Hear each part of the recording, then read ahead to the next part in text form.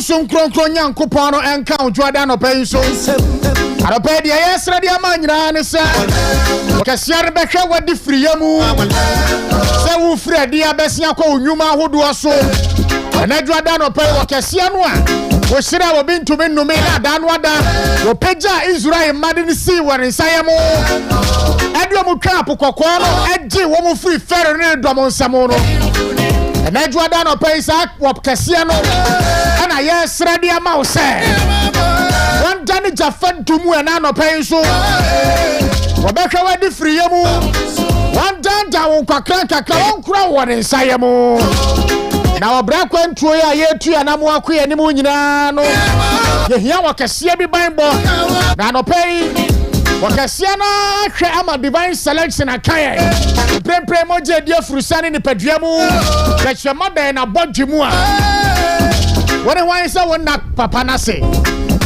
abushia no pay so ya tena se Western in the morning live on Woon to me 101.3 live on Western Diamond Television. The person that Jordan pay so here. Divine selection account. Oja ATF Rusani ni Pedriamu. The Chamada Suda about Jimua. Can I send us to say, and you will Sabi, and you will to me be, and you are who of Febi, and then you will seek a be a wenya. Never want to say, Pensuya or Cassandra Druno. Can I send us to say, Adum? Experience in the Abusiaka crab out the bata hono and one at that crow one bedroom sample pensue. I pay at Tenase. But they work as no ya crowd of Fidiamu. I say I baba some war and someone would do a idea him. I pay at Tenase. I know a better. And to me, I join against the first answer on the home. And I pay at us. Set what to me, I can't home. And then Monday, the 23rd day of June 2025 in the year of our Lord. And that production team Nasiano pay. Watch your maba AS Enchil and I had the production. Michael Yaro or MCR. Samuel Tingo Ejna cameras nechi. Abnasa Wameni Ampo. Kelly. Mana Prek air technician on duty. Medindi Osikani Frimpong Manso. And a pay Yatanasi. Me pachotie. I don't want the name of the whole dream and some be home. Na dia ebe si metimwa makuma ejitum enie. Saka no pay the sad dia no bo ya bra. Age di tua na mo abia ye tua. Age be nsira dia maye. Ama ne Manso atimi akonkan dia ma menu mienu. Ba chautie. Dan wada enna mabufuo nti. Jebiam. Ese adan wada. Esai ebufuo nti. Abrantie bi nipa wabon paya mresanti na wo hwa nim sa safu yehu a wo sira wo bintumi nnome no ebeye na dom na watie ne paya bori ni sufre emre ni dru ya nanka ni nsira no ene ne paya bo no ebebu di ama no esai ebufuo ne koku asoro na asambe ba wanya wa twen hum nya butre embia nsam no mu ansa wa mamu aya no ebufuo kakra bae ana musuma nipa no anka no oba be kɔ ne moa no wakeka na agwe kire no anyhow enti de esesanka ne nsaka no ne nsa ntimi anka arape ma ba me ba be show nkran ma tu furuma chel se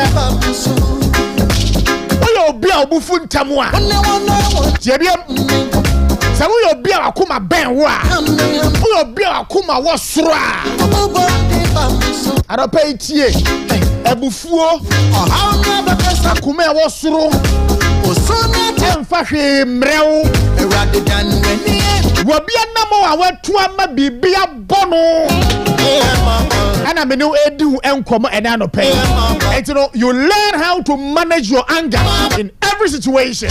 But you managing anger. Say a bufua. See nipa mi onubi ntamunti and neya yeka say. Sabufuo no de sankrofo na kwa kosi baabi a. Wo man na nwene ho se odi ombekwa kosi. Enti anopa tie. Sabufuo wa wo so enche na obuafu wakoma wo so de bia. Oba hwere ne mapa bebrebe no a. Obi kura no obekwa omua. And don't let anger ruin your relationship with people. Take a breath. Then speak. Don't be easily offended. Your humans are not angels. Forgive quickly. Peace grows where pride dies and grace takes over.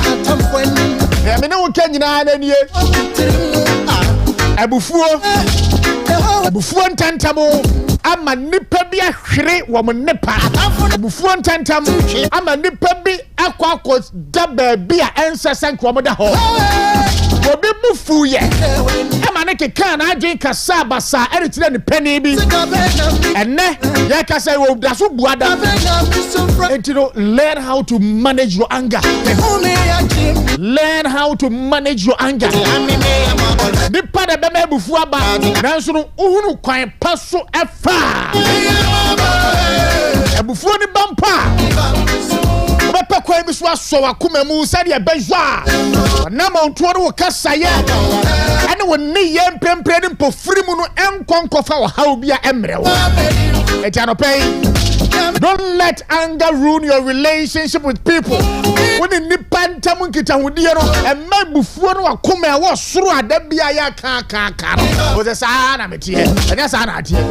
Sa na nyame bo me. Nyame ambo sa. Wanfa sa akoma dendenden na ntomu. Wan wo ni baabi akofa firi. Enti no petie. Se bufuo ama nipa hwere niema pa. Bufuo esi kwan ma nipa. Bufuo ade nipa kokosi baby anati bia bi mu a wo mpa ana pa mini mu kwan a wo fa so a obufu a o manage wo ho aka betie dia me kan a aka beboa wo. Don't let your anger ruin your relationship with people. Take a breath. Then speak. Don't be easily offended. Ama bufuntam ma obuncherifu. Humans are not angels. Nipa enya abofuo. Nipa emfonsuo ye ho. De nipa bejwa. Bubefu no. Ani obeyo emfa ho. Your humans are not angels. Forgive quickly. Wabi form wa. Emma ade enchi wabufuo so. From one for channel, Rupemana for channel. That jay atem one for my software rade. As some draining or baby, I home I swore I can be something tinty. Na fei and when yam Cassian and when yam shall Adjawa Brabo Afa. Don't let anger ruin your relationship with people. Take a breath, then speak. Don't be easily offended. Your humans are not angels. Forgive quickly. Peace grows where pride dies and grace takes over. Live on Western Diamond Television, to me 101.3 Western in the morning. Join the conversation live on all our social media platforms and pay. It's on Facebook, you know, Western Diamond TV. Uko wana one like and page. Na fe wanya dachi na wacho comment ni nyina na e dia tom e dia mane on YouTube nso no Western Diamond TV. Uko wana wabo modern a subscribe to your channel no on TikTok nso Western Diamond TV. Pay live on Wontumi Radio 101.3. Atiefo ne ahwefo beka ya. Your radio net choir for some time now. Nyamencha de adado ada fiada. Yatimi asanso aba back on air. Enti adopay wa na o hwe no mu se obetimi atie o radio so nyina no. Yen radio no we are live over there. Enti no fato 101.3. Na fe Western Diamond TV so no scan your digger box and your decoder. Na enkomo kese ya pejei wonso efa o chefa efa efrimu. For WhatsApp and a text message abra 0248071174 0248071174 ebejibre na ya kenke a wonsem ni nyina enso etimi ede ama mami misasa na wa twa wie ya net sen ekose ne na opese kono no ana na ahimachi nso osode ye no ewiemu nso te sei me pa chawo baabi a wo man Ghana ekono hwe emfawo ne de woyo emfawo na adwuma woyo emfawo ne ene baabi a wotie esese ye sode waka na ye kasa because se yankasa enipa ko bi wo man mu ha em sade ye de o man ni nyina no aye ye ka de say ensamanse e de ama omo entino de omo pe enom de o man no ezo entino esese menu mienu a ye voices of conscience no eduru ba bia ye sori na yetimi ekasa amamuoru enye de ya to aba ma no nko a na bu man ma no yeyie menu mienu no ekoto aba no nso no ye ka ban a ye nso ye shareholders ewo eye amamuo bi a ebamu entino de ususu se ekwa enkoyie no wo kwan se o criticize da bi asesa o ba abaso no so no watimi abo eye abaso me ba chawo adanu ada the new patriotic party through the National Executive Council NEC wamo eco meeting na wo Accra Hotel na party no agitumu prako pese nyame ya domu a 2026 January 31 ena party no ebe holdu ne presidential primaries na womo ede atoaba ede yi de obetu franka de ama party no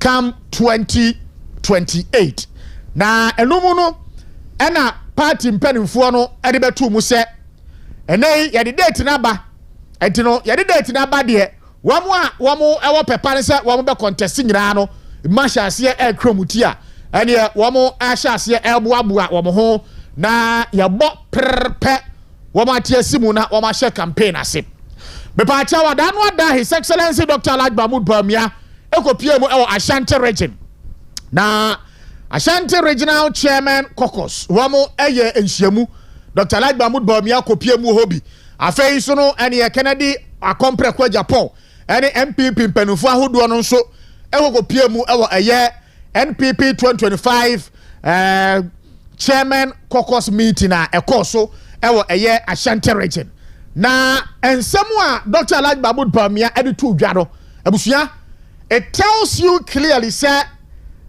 Dr. Mahmoud Bawumia aye a man of peace osanso aye a man of vision wo pe party no edo party no wo pe say wo peja party no ejina mpempenso papa ene asomdwe mapa ya hwese ebe koso wo party no mu no nso no na na montuo ne ye ne kasaye enso betimi aboa na ya peja saa ade no ede asim pempenso papa sane ebeyo a December 2028 no aba ebeto no MPP ensa ebesan so aka 2 mini biemu na enhyamudie na se no ana waje akasamu a na wo kasa ana wo kire mu se eya na wo tese amanfuo bi mu even though ane senka ade na sempo no a anka party no mu ma no anka mu na mbakura mu yie wo se wo tese nipa bi mu ka NDC fu aka bi na wono ani party mu nipa nso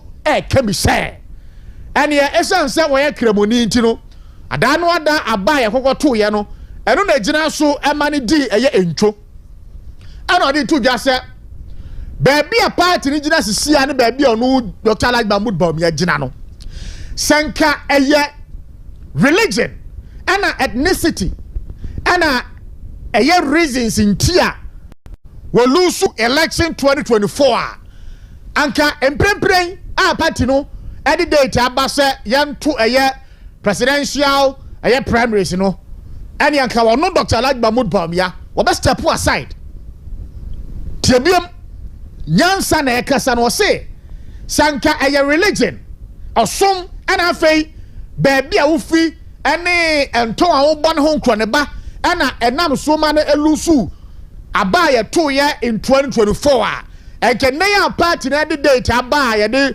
ebeye presidential primaries no anka wono Dr. Alhaji Mahmoud Bawumia ebe gina nchen esanse wono no wonye pesem nkuminya nanso esanse enti senti no ana watu na ma waba and clearly data actually preface when one kasa and some no attribute to the defeat of His Excellency Dr. Alhaji Mahmoud Bawumia in the 2024 general elections to religion and ethnicity no data no speaking otherwise data no interest was say if religion and ethnicity were the reasons for losing the 2024 elections, I would step aside because I am not selfish. Dr. Bawumia at the Ashanti Regional Constituency Chairman Conference, June 21, 2025. And we're making certain profound statements with regards to Nkabamu party and Prempren. Proud to the run-up and the heat or the lead-up to the MPP presidential primaries. I say, let's not divide NPP over religion. My 4.7 million votes were not from Muslims alone.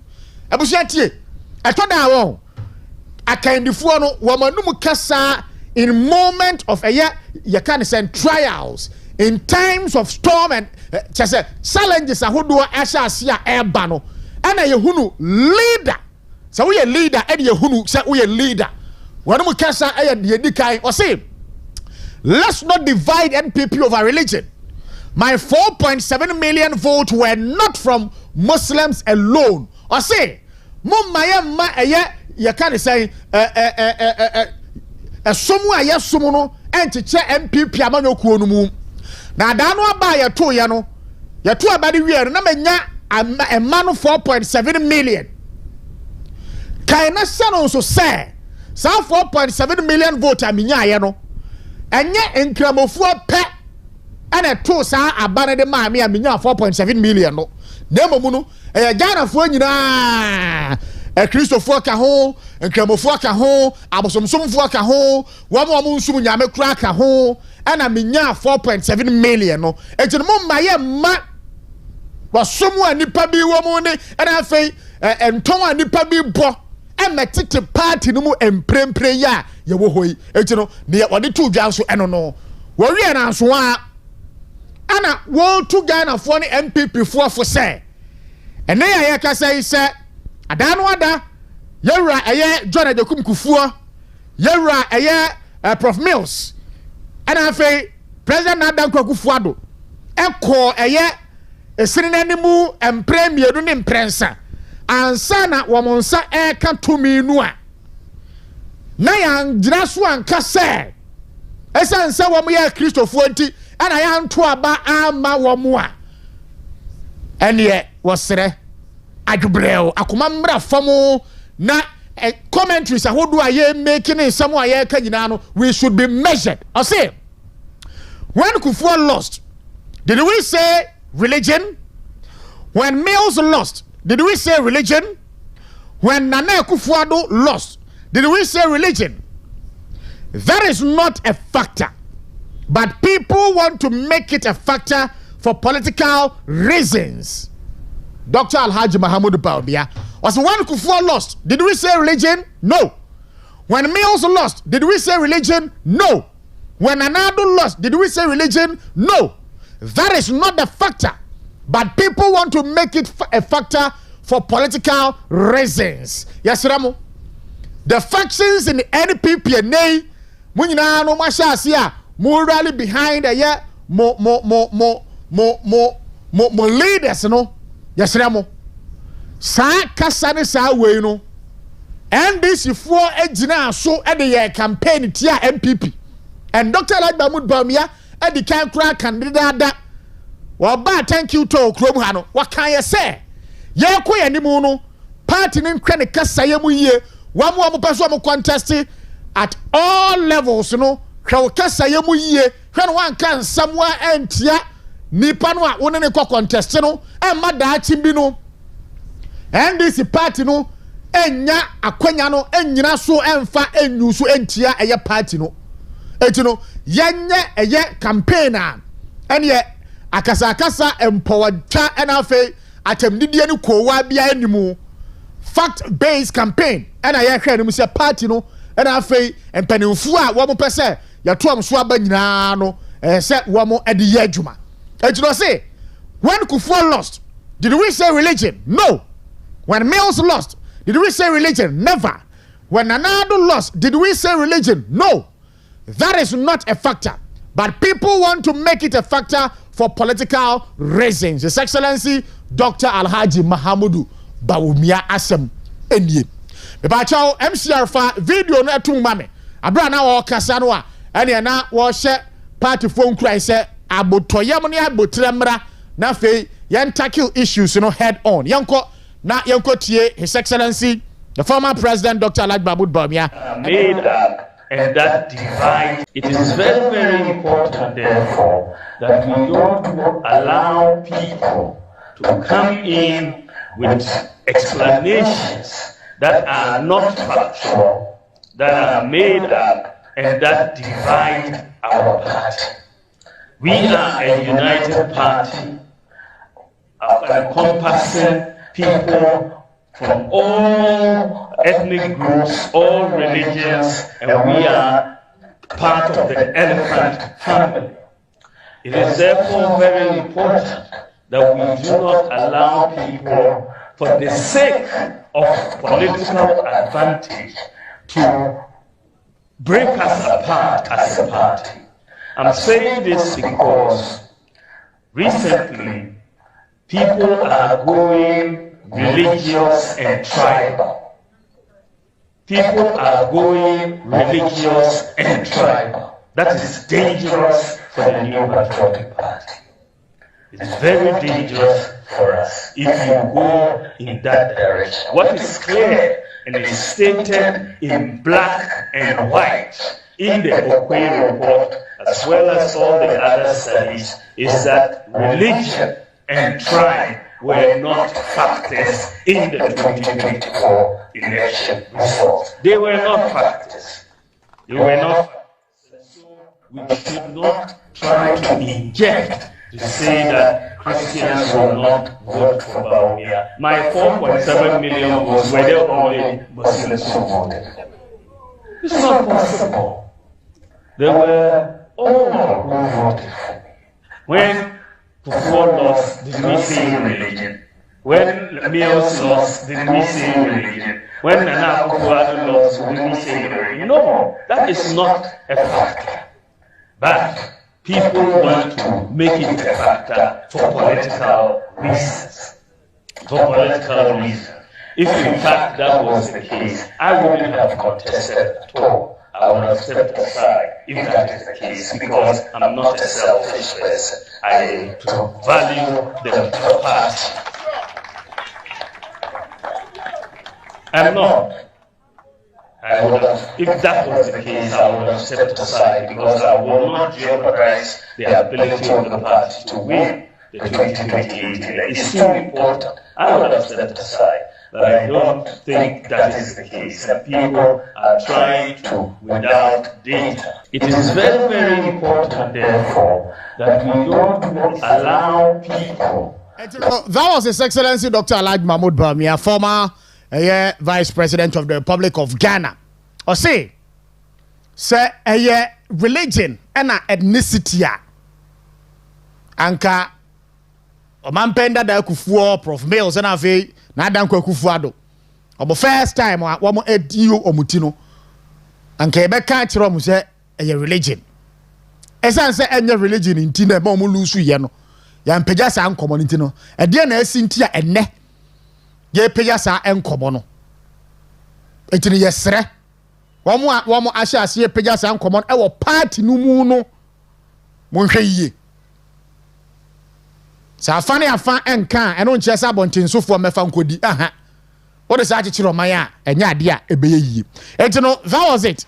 Dr. Alhaji Mahamudu Bawumia adano ada ene ye NPP 2025 chairman caucus a ekoso ewo Ashanti region meeting na mo ye enso eno no be pa chaw Chinese ambassador to Ghana His Excellency Tong Defa na waka no krasam de akire Ghana mpanimfo o say wote se amanfo ne Ghana mpanimfo no kura no keka se aye Chinese fuo na abegu wo memu ha wo etu galamsey say yen sase say yen suo no ene wo kire mu say hey wan peso obeti so obi boss ankomo no so biem ene ye say bra ade antia no se hwe wontimi nkan kire me say aye China fuo na abegu kurom ha ene wo memu ha ene etu galamsey China ni no ahemfo na kofo mu free China ade wo baga na ha say aye Ghana fo no a wase some narrative no a ene ya pagya no yenyai because it is never here nor there say China fo ena etu galamsey o mamu ase dem mo no Chinese ni no wono ti ni kuro mu a wonim baabi a gold wo ewo wo mamu ase ne yansa ase so entino yen Ghana fo no ene yakwose sa wo mo do mo ba begu kuro mu ase emo mbetu galamsey no entino sa nkomo no a ye pagya no yenyai no ku je to black kwate wo na ni mu hantwe no de te wo waka no kura ndi akire mo se munya sa nkomo no mo wo bibi zo a ene mo modern pa se ene ya ye ka sei ehye ya wodu a mo begu apono so ama matimi abo mo environment no ho ban no ene ne hye ya mo fa ngu apono so na se China ni na etu galamsey o se de be yo eresnada here no there na nya de a Ghana ha sei no galamsey no atiate se no ye betimi atu ase se aban pe eye measures biba ye de be so eye wa hawa e de ebebre environment no ano enu mom na ase yo do not say stop blaming us for galamsey you hire them or say China fo no wo mtu omkuro mu a wo munim ba bi etu gold wo Ghana ha Ghana fo no na kokofo mo ba kuro mu ha sei no mo do mo konsa ase awodo wo so kiro mo se ye pese ye mine no wa se ntino fa o expertise ni be boa yen na anya mine no wa ha etino Ghana fo na konsa sa wo mo do mo free China ho e do mo ba kuro mu ha e mo mbe ye galamsey esai ensuansu a e na fa yen sa ase no Chinese ambassador His Excellency Tong Defa asemu a wakaye enie yenko tie ne mrasisi a we need to find ways to solve this problem. You know, I understand in this country there are several million people live on the mining. So all the sectors, all government officials, policies, we should work for a long policy how to solve the problem. To eliminate those pollution, to eliminate this pollution on the soil, on the rain, waterways, on the forests. We should find a way to solve these problems. I think in this country, to my understanding, you can never eliminate those small minings. If you use small minings, there will always have illegalities involved in it. We need to view this thing as a whole picture. We need to find ways to solve this problem. I understand in this two you can say Chinese ambassador to Ghana and wo kasa ansem no ye benya da je ne ya basa nkomo no so but ma me nkwa ama no so na me nim nkomo tew emra yewra AK Odro Chematin aye secretary Ashanti regional chairman caucus yensa karwa hobade so yanko na yenene enkodi eye enkomo yewra Chematin no pelti enka ma chi ya me bia hene na anope ohuna mu boko de radia domoda so kutaye boko na anope asante mantem nso te sei radia dom yenche bene nyamoda so kuta asante mai eji bibia ye boko very well anope nso ma yanam asena yensan so moma baso abra ene yokofuo ekire eye yewura chema wontumi edom ko share na kachi no ene mumbo modern kikam hubo mu eye centrefo nhyiamu energize the parties based in Ashanti region ema mutro mu support kese pa edema eye chairman untumi anopei yegina we su na yada mo ase pa nyame onhira mo yada se ewade nhira mo nso eye afede e wo se ye efrise sede ye we untumi akenne ba ye na wo ka say party for the Ghana for nyina sorry na party ninti ene ni say we say asem ni free mo enye be we ye dey amanyosem ekekire nti na de ofem no ofem enti me ma say obi de oye ndisi ni na oman susu se waye oman bone na ogina mrenim na yura mahama baye sake sisi ni na wabetwa manka ba kumpo chango funzo na ya ko awodo se wo so di dream pa oman bone na nka obaye kran ku na abotre na wo de process ne nkoso na ye hwehwe wo mu nsem ni na so wo mu fa ye jaro mu ye oye tumi na ana wasi sanko fo mu ye ndisi fo ya titi mu ana ye de mu jina court na mun ka obi atem na uye ya also ba the courtia corruption over courtia taxation MPP for no mu de mu aye boni yen ti mu ana ye de yoko any national security tata into many MPP for how do the great na ekoso no na completely political witch hunting. So your corruption na you Mahama ebe kombia kami didi se anta uma na umujira mre ni munongo wenya umungo ma ye hwehwem you say I'm part of the corruption. And that was here sorry me and GFB did you ever ask someone so more chairman for boy very well in yan jesa da no ada any NPP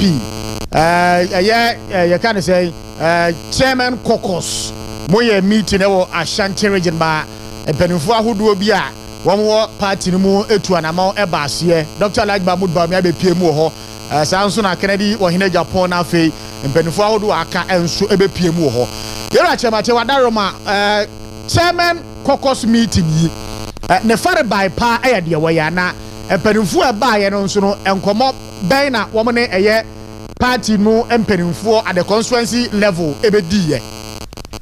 Well, medati ma me fa kwenye so na menche working for na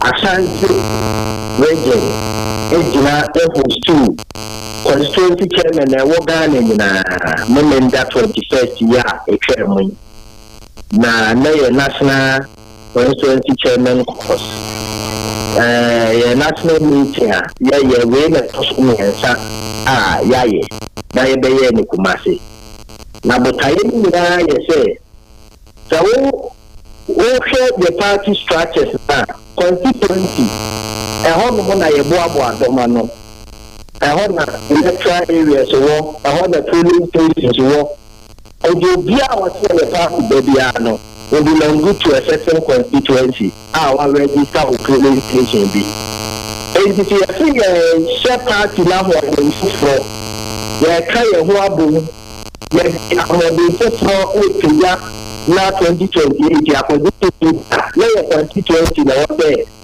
ye say juma no constituency no so chairman for na da no and if you see a cabo no ba ko ye no enkeja no ba no bani for me tian asia na omude kofom na aboa adoma no e wo ba ko ye and if abu tayi ntia chairman for isiaye na again a fire befaso na ya build a new momentum ahoden fofra ya di Kenya MPP and then the magna na ya sorry ebin ko den akwa 2028 and then the kaya ya de babishia wo Kumasi very well wadaruma o chairman ya hwe enkomo ampanimfo ahodo ba ya wom ebedi ye nyina Dr. Alhaji Mahmoud Bawumia edie ne so na ye nchechire pono wa hase enkomo a wo ba ya wodi ye de na ye very critical ethnicity and religion a ebi mu ahya ase eka na party mu kra no mu emma ni bi ahya ase eka se esanse Dr. Alhaji Mahmoud Bawumia kremoni ntino na aba ye koto ya da no wentimi ani emu enkunimu no wadaruma wo pagya saa enkomo no chairman fu ana atwa hia ho na party mpanimfu ana ewo eye dwumadie na ase no sana mo fa asa nsem no Well, that's Minia. Some religious politics, any ethnicity, and some idea you about Miaka, who has some said the Okan, and a young Susawaka, who has them. If you say Ghana, a main bako, a main fua. Now, Gidia who go, any Bushia who go, at my immunity. Obi Kremuni, Obi Lordna, Obi Akande, Obi Bosunsumi, Obi Christo Mira. Some were putting hand in a couple by a film Ghana for. Now, I'm on your son. So, we do public office. When a poor bar could be there, this is a public office. This is Kremuni, this is Christo, this is Frafra, this is Akamfo, baby. Yes, be our young member. Now, over a jewel, Nida, sound mind. Yesterday, over them. Alana Junimunkano. Now, when you are a 3-18 years airport, while you're saying, almost 8 meters, they do as a Boadana. And it will be absolute. And some women that do a free bus, or you're down and you're down and margin to it while you're down and you. Now, conditions, no qualification, a bit more about it, or pray or Montaigne, and now or pre the brave of Ghana, MP, and piano. So, you have a sum, any tribalism at the Bema, not as I know my name, you say, mine, not as we are Papa, you know, never to kill me, and not the Papa was in the Linda. Yes, I forgot a woman for Pedro. What they are opening new opportunity and consulting into a amount. Now, would they say or more in the back on your dear? Now we tell you from the crowd and Pacati to a amount. Because all banner wouldn't pack a meaning to me and a double man. And the next ceremony now is the party beer we walk, come to beer we walk, and now as the religion beer woman. Mama, Yenya, Chema, and the Maya, when you are with the Maya, Ghana, why you equal rights. Yamra Poa, Yadi, Gimao, Ghana, Ghana, you Pia with equal rights. And you are about the Kawas, not some Chona, not some Yawa. No one let him say, to Abamano. No one will go for Catania there. You're a Christian in to Abamano, when a Bushim in to Abamano. Some commander, you have a buying from the Duma, and that's all mine. You must say, I said, no mother, I won't go away to MSL line. Nagana, you are calling papa. You are non clap or two, and you never care sign. Let's go be a entry of him. If I was to be taking you, no master, as you MSL MYA. Would you know, Sabi? Don't go and women and I was on the apparatus. And with the whole floor before the car, I get a any of the man that you kill people on the camp for the fashion. And just a woman on the party hour, baby, or Namono. And I saw the second previous. Chaplain say, so a 3 year, a beginner. A 3 year, I think 3 year men so far. A baby. It is almost someone who is something that can make. You know, and the other woman, I will perform and put my one now. And what was actually the not yet. Oh, yes, sir. Let it be. What day and Papa Moon at Benson, oh, no, who porn out Cassandra, let's go to Mono. I'm not going to say, I know the other, you family, the friends from me, who not saying over to the Papa. If you best rest on religious politics, make our money all time. When you see the use of mine, and you may take your Ghana, you also the brave of Ghana. No about the Africa, and come for, or the income for, a Christian for, some of Mono, what for my women, the video of my name, no more my book. Meaning, as soon as you know, they are making the Yakataka. Okay, Chairman Wadaru Masa and Samuya Amasu and Aman Homenesua, party Mumampono Cambino Wadaruma, her party no in the last elections are you know. every action.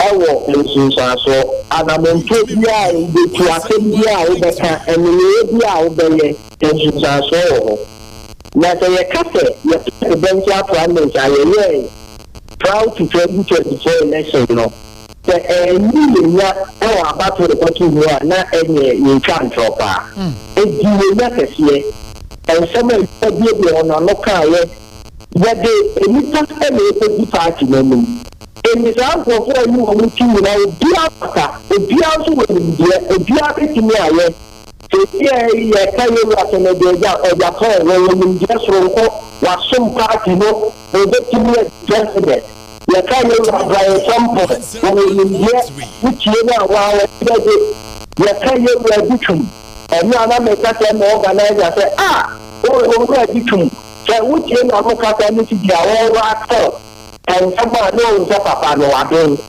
Never about me, we are to be for our unity. Now, what you guys president for experience and show our money to me. And before you see anyone who ever can do power, I'm not in here where the money that you got to do minus today. And the someone would be out in 20.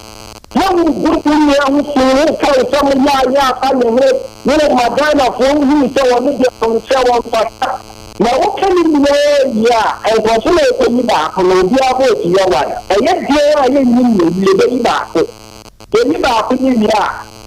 What do you listen? What can some Panama? And you was all I did. I was the bonk family. Look at your home. What was all around the better? And you see, I good who see carry some as far as the law because of the deep interest and was touching through not many other parties is a train. I don't come for 40 now for independent.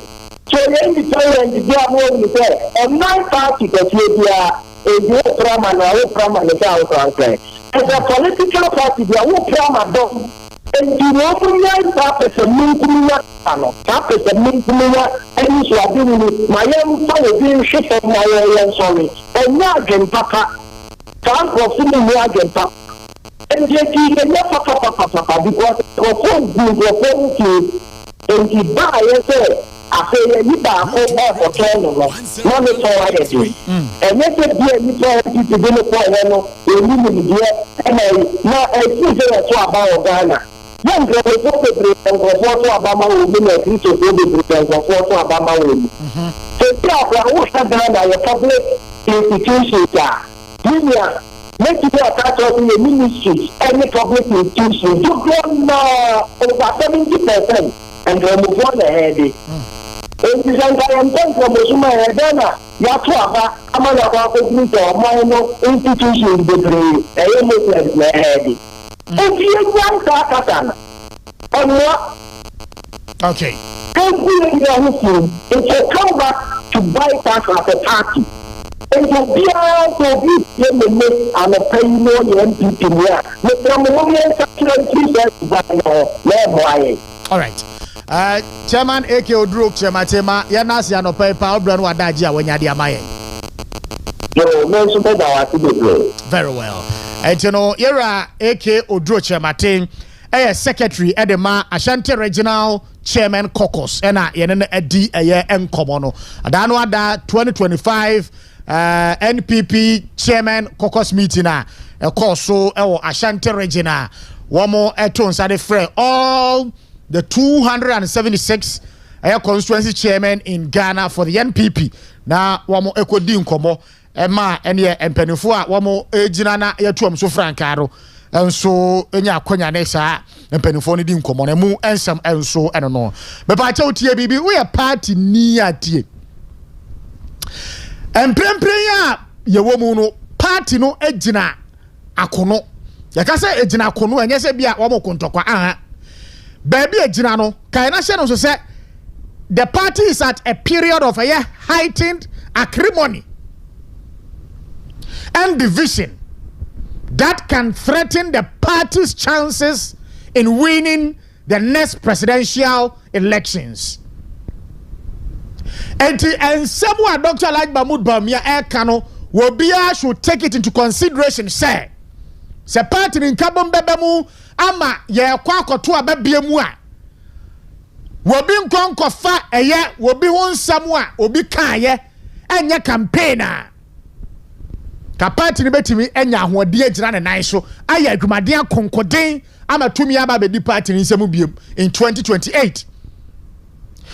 President John Adekubu Kufuor elusu elections in 1996 before so baba win in 2000. Etiano no ya kan say we Kristo ni nti ana ya to abeti ano ana wen win na ana yanwe ne ho biem. Afei President Adodankwa Akufo-Addo anampo Prof Mills mpo in a year you can say in 2000 Prof Mills elusu twice and sana and yeah 2008 we be win ye ejebeka say we lusu twice no and sana we win 2008 no no ye Kristo ni nti na ye to abeti ano no ana yanwe ho biem. President Adodankwa Akufo-Addo elusu twice and sana 2016 ye to abama no amana be mampani wanso ye betimi akase na woye Kristo ni nti na wolusu twice ansa wo wini ana eti yesremo sa kasan mum ye nyai nantitwitwa mum ye nyai wotane ne pasame nkumnya mum ma ye nyai ya nyai a party no ebebre pansa yetimi akan ho abomu na ya ba beji tumi in 2028.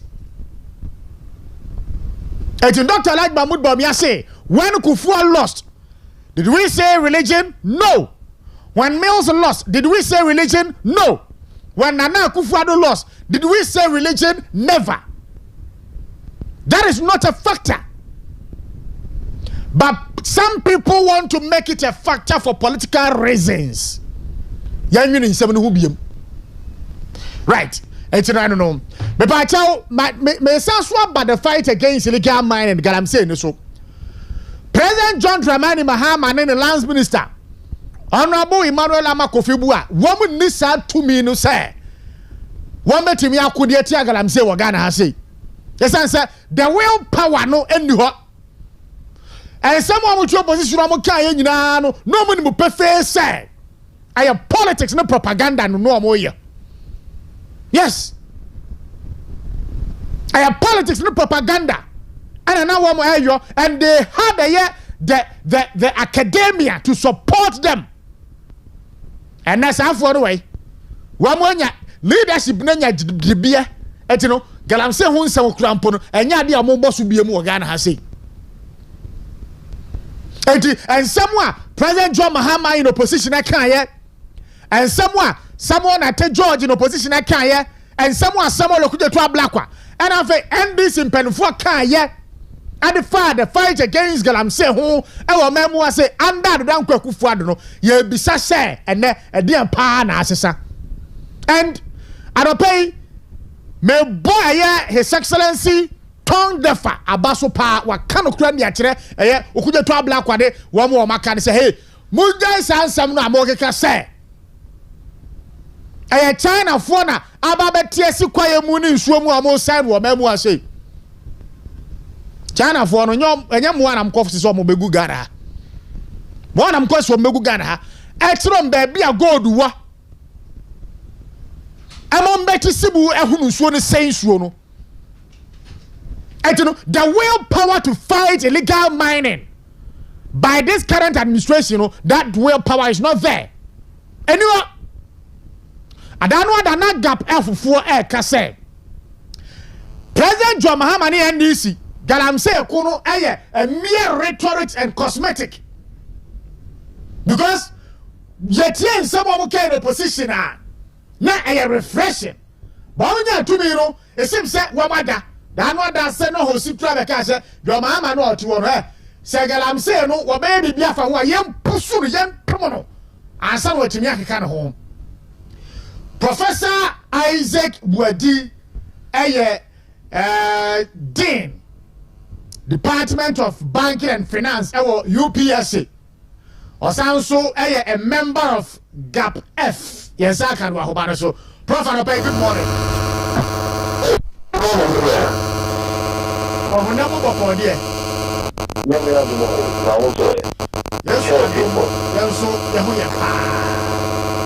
Prof, me aware say I don't want that GAP F4 a year scorecard be a buyer.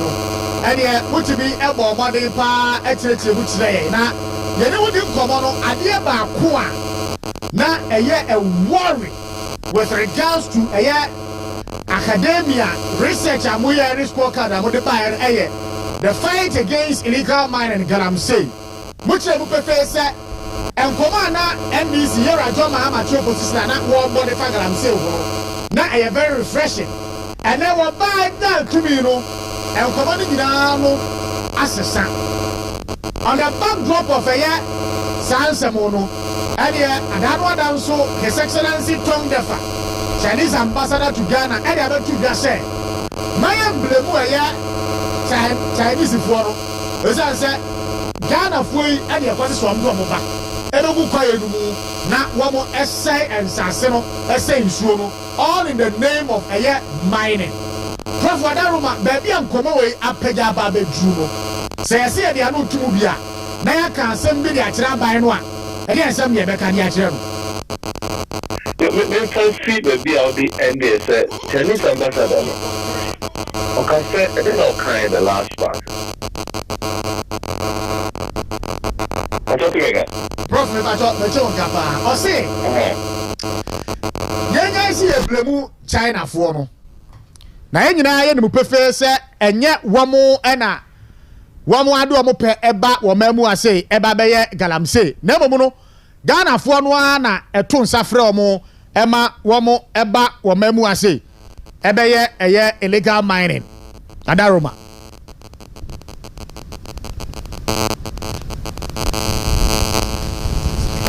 so one so come we here no I can say me and say okay. Now, you better not say Chinese ambassador, you better not say now, make us say, and you know, you want to be here and no carry. You want to bomb some more. Want to be 101.3. But my solution now, here who be brave, set on mine, you will port and harbor, your customs. No share inipa ene efidie ene konyoma efi amanamne eba omayo the customs for which my say and excavators there came for him eba ene efa na ewo na juma be na AD the tracking number ni Oba no Kura mining progress mu a oye juma. And now Saturday by the construction work. Jerry Fobita must have the Buena. Everything. If you call a Chinese for their back room, Omoba do Donano, I hear no warm Accra. I hear no Marcos. Chance all fit play was here, you found it. You have found information. Then you know go up there for the so. Now you be such a deal video crew. You know, airport on the bow. I'm off from the dear. It's for where Juman also says Galamsey airport of Probiso and now Probiso. And why Juma? Your mining mineral for a minute, a mineral commission. Your woman in charge of your first immigration your customs airport on immigration for customs for if you do the buy again if I do airport a journey I'll be back and answer back a deal back in your film. Now when the year first born in Concobono and your buyer now beside can say Papaya for Chinese in also say and you pet and you know pet and Uncle again Ghana for ya. And a form Kura forest or Sunset excavator on Nantic or Far Road so. Police checkpoints or Kwamo. Police are here on things and confusions of Kata and Edgewan, the El Coco and away from. One also born some more. Share of mine in the air corner here and Chima name of Farmano. On the drill. On the bread, papa, because tell a young man and a friend said politics and now said to me a painting. Young fashion, one of young senior. If you put my young man, watching. So, call yes, your environment, your forest, echo share. You're saying, no, be sure. Your main penny for no be a name, and now no pay to me some time ago, if you're buying from. Can I say, and yet, sir, and yet the politics. Not be sure. Not MPP ever, NDC ever Barcelona. Only a cook sphere ever, I said, Galam saying, Quama, a buy notice on a bono. If I say, you can't say what's for my cousin say, net your tuma ira, Mahama, or the Sakasun call at the back of my. I mean, you know what I am Galam say. Yes. Utah for sorry. CSOs for sorry. NGOs for sorry. And 24 sorry. In the sorry of my moon, let me say to a whole labor union. As so a buy back on say. So why you be for a bit 20 hours and I remember coffee. Ampa, I did Tonko 14, and I'm sorry. If you are buying for, you have 5 policy phantom chain. It is not all but the idea I say. Oh, another sacred or deba, I'm a whole atoye. You are Utah for a sorry. Professor Jampo, name Crawford, sorry.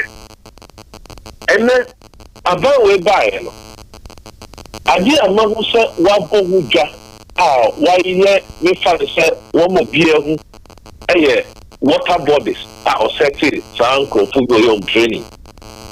The Omon water body, I want some what TV so they don't get a horse, Omokohe, so home. Yemi said, who said, Bosuni Chomka in Chomka. See, Chomka. On activities made on achievement of their byway. And then on my year, who say, Shay Chobo Sumeno, and who a human no more yet. You now will report to be from them. Ain't no more. Water bodies very no more in solo essay to say, sir. Now, who say, quite any design say, yeah, the year conference, the press conference last week. Yes. Peter Four is and cry a high all the investors, the representatives, and a bay press conference. Yeah, near my men, they do can say so capa a galamsil center. And so besides some bangers, I say, on one won't pay to me, on which you can see piece of car say, galamsay, how mine, so mine back on my administration back on yen to me feel no. Sancrophone. Omar the Dana, the CEOs, SOs, the UTAC, the labor unions, your religious bodies for Omar Dana. Now, you will near Costo. A normal train after elections, the next elections, no Makasana. And now say, a Nippon wire, Master the Yasino, one way mount me Casa. Sankophobia and Akodi are by position. And can they hire? No so no position now. And was so to influence policies and decisions of the government. So, yeah, what are by all if you know? You're sorry to what are buying before, a buying that and all. So, who buy best idea might one bay and what you man out there now yet. Now, on ya, no authority on one casa. Sankophobia, no money that. Sankophobia for my man. Sankophobia chain the next election. I saw Makasa.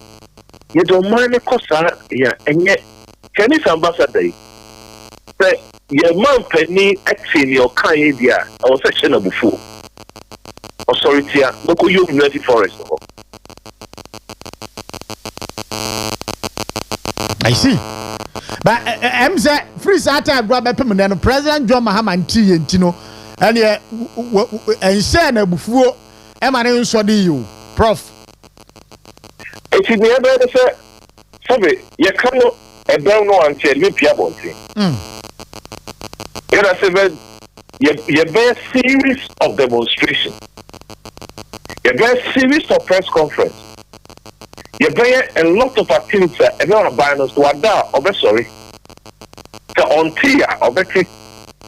So almost or no my mano say o manu na ma on be be pie no much rakasa.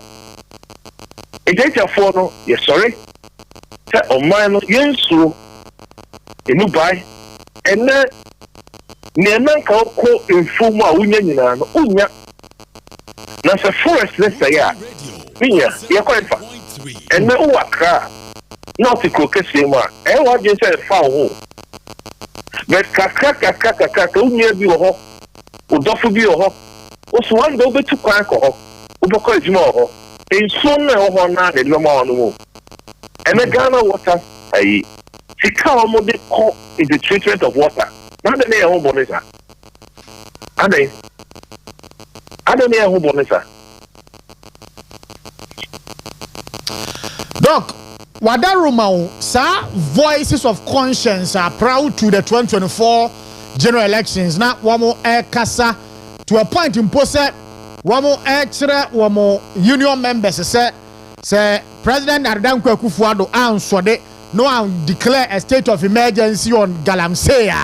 And ya dia wamo call back to the lecture house akwa kyerɛ ade nyina no. Sanfo ni nyina no enei obi ayedi. And to the surprise of many, Ukrano, Wakasa, just a shock, you know, say, a dear pa, Cynthia. Some voices, you know, last year, not one more vibrant, not one more extra migrant fagel, I'm saying, and that one more IAD, and our positions are who do what. Woman, Yentina, I think I come and what to Musanwana. Sir, make us say, Elias, no. A commodore, our Casapa. Well, free a man. Until you can't be brave. Sir, Elias, no. Ubi Cassa, until Pamo will be also for ourselves, Takoradi. Almost actually, meaning, sir, a caucus here and office you must. Now, here you have membership on a near normal teaching a year a could be by no. The silent majority for no normal nyadwen obekaya. Yeah, because a choir normal fast of their cause are demonstrating strike and they say yakutia. So the labor union for no can say almost person will cause strike and will galamsey don't me journey. Yeah. And the labor union for say and could be. So say abano 82 na mo bi wo. Yeah, you might have forced that be ya kasi e be cause strike na there. Actually, I no holiday ever call. So I'm sorry, and I said that the Mukodi idea in Nimachi. Galamsey, Kono, ye fossil. Young Cabby beer say and for Galamsey to Kakunemo, a quite more fossil beer corner. And actually, and one. Yen Yano, Professor Jump for name and call for Kamunina, sorry, the Dabby. Yamo sign, crack high, say. 1 year better was move something if you just sign a contract and then back out away. I said, Demo. Some Crofoya, the other positions already kept by way. Some Crofoya. Now, me never found to record say, so, oh, yeah, one more did not buy more position, yea, yen, that's a for the boy or my cousin. Never to me, yeah. Now one no could be bino. O Comunonia, a honor. Yamia was on one year police a bit of more influence policy. And don't tell Yamia they do a coseo. It took one, and it's all team. I was so thinking about the police or yellow. Or maybe just our policy. No, 2 year Abamu was Juma, I'm on my water. Some of you outside one will be that way. To see a new Wobia. What's here? Ghana academic professor for this and say some professor Madana Abayan Wada fierce follow labor union for normal the Dana 24 more the day. Omo fu wa mana ana mo hu ne ekoso bio no mo wo ba bia na ho position no mo hu be so mo hu bio mana what is this I no 101.1 you can phone Accra yeah they say every month bia na ye de tuje te ba tuja ye de osebo kefe atoban said that be not to me now person the back or in power no a mind in battle so ba gonna say they can what send you say called the west last is an edema for say away fa Nans I sign me out probably our mind for quite gonna say yeah the identify gold board for crises no gonna say I want you man also I want you man also. Okay, Prof, Mayana Sianopena, Yanfa Unsias, and Common Yan Ye. The Babana so a brand are bringing an fee, the woman in answer, Eddie was the amount, Yada Sianopena Wadaji. Very well. And you know, that was a Professor Isaac Bwedi, or a Dean, Faculty of Accounting and Finance, or UPSC, or sounds like a member, or a year gap F. Now, maybe they may say, Sir, Otu Abama. President Bino Obana will be appointed useless ministers. Never by any. Otu Abama Obi. Now Oba. Now will be appointed useless people to man some sensitive positions. Never by any. O Ama Kofibua. O and Chebiana o fair press conference. Say and ya contaminated and a wine and a idea and so. Komu unim wamwa and this fua wamu tu garam say ne unim wamu abena we not bold enough now we make press conference now we bomb din na yen semu wamu sa de no wamu yare nya papa oye din na ati wo mwa adanu ada awowi na hemfo eka guy edi snap gusu di kosua gusu esre nananom ntam kese se Oscar for Ilabi, NDC MP or our win. Money to the 9 see our wins as a sono. Now, honorable Amakovi Buanawe. Now, you are moi. Now, Niha. It's a dance ben a chase Adiano. And that comes to and swan and a cocoque. Yet him said and then swan and it's here. And that down Kufuado NDC for a swadi ye a jane con. Sir, Galam Seno, what I say ye giant now, or bet you I am ye giant. Tiantua Bentian and Adonian PP. And then sorry to say, and then baby, I'm saying, one of my men road no pay. I'm not for to I'm saying, what is President John Mahama doing about this particular problems in the country? Yay! Oh, the last minister, what done? I said, yay. And I was an impressive. Last minister, what done now? Shall pray them why you need to come out and prefer proper solutions to the good people of Ghana. And that one, and then was Rahim for us, I am for an opinion leaders, no more various communities in I am my no more. One more and not one that want to get. I'm saying, and I'm saying, look at this. See, I can't be a useless. And for so be a ministry, what do I? You're not quite What am saying for a better me up one year to Galam say, I then I will come Ganaska and you blue water gados 114, but so be a trouble cat. And to my bed, power will bet me. You see the hypocrisy? Maza, some voices of conscience and one under another one so the year Professor Ransford Jampo Ejenimu Kokotako. Why a barrier? No Ejenimu say, Nana do any state of emergency, no. And just one go back to the lecture also, and then some putting down one from my Madroma Di Nyakumu Frankwa, and the pub Balfour, and I don't want to show my say. Interest Frankwa said Tam. And he said, where is the conscience of the academia? Where is the conscience of the academia? Professor Ransford Jampo. What are the animal? And then, my conscience in our heifer.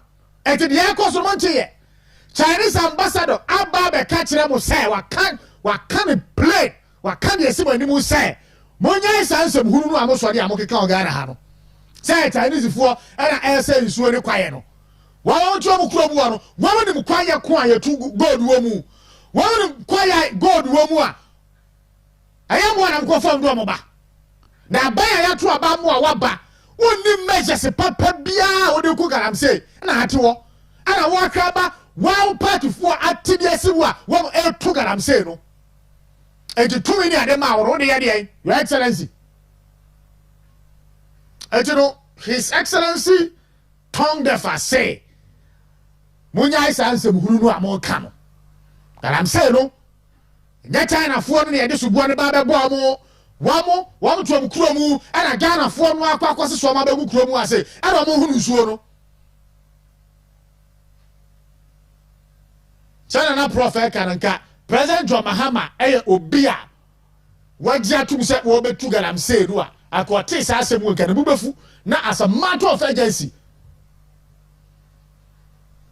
kasa ba ko pro be kano sa afọ ni nyina NDC fo ni nyina no maje ho aboso ni nyina no won nyina be firi kwaye numu so wayi nani party yeska some 49 minutes gone past 7 be ba taw Ghana gas essay ene ya kasai edwumakuo no enkio eye huge operational cost na CEO no ada wakasa eye mame Judith Blay essay ene sa operational cost ro a Ghana gas enkio nyira no eye ana enam enipa do a wamanya adwuma eyo ewo Ghana gas mu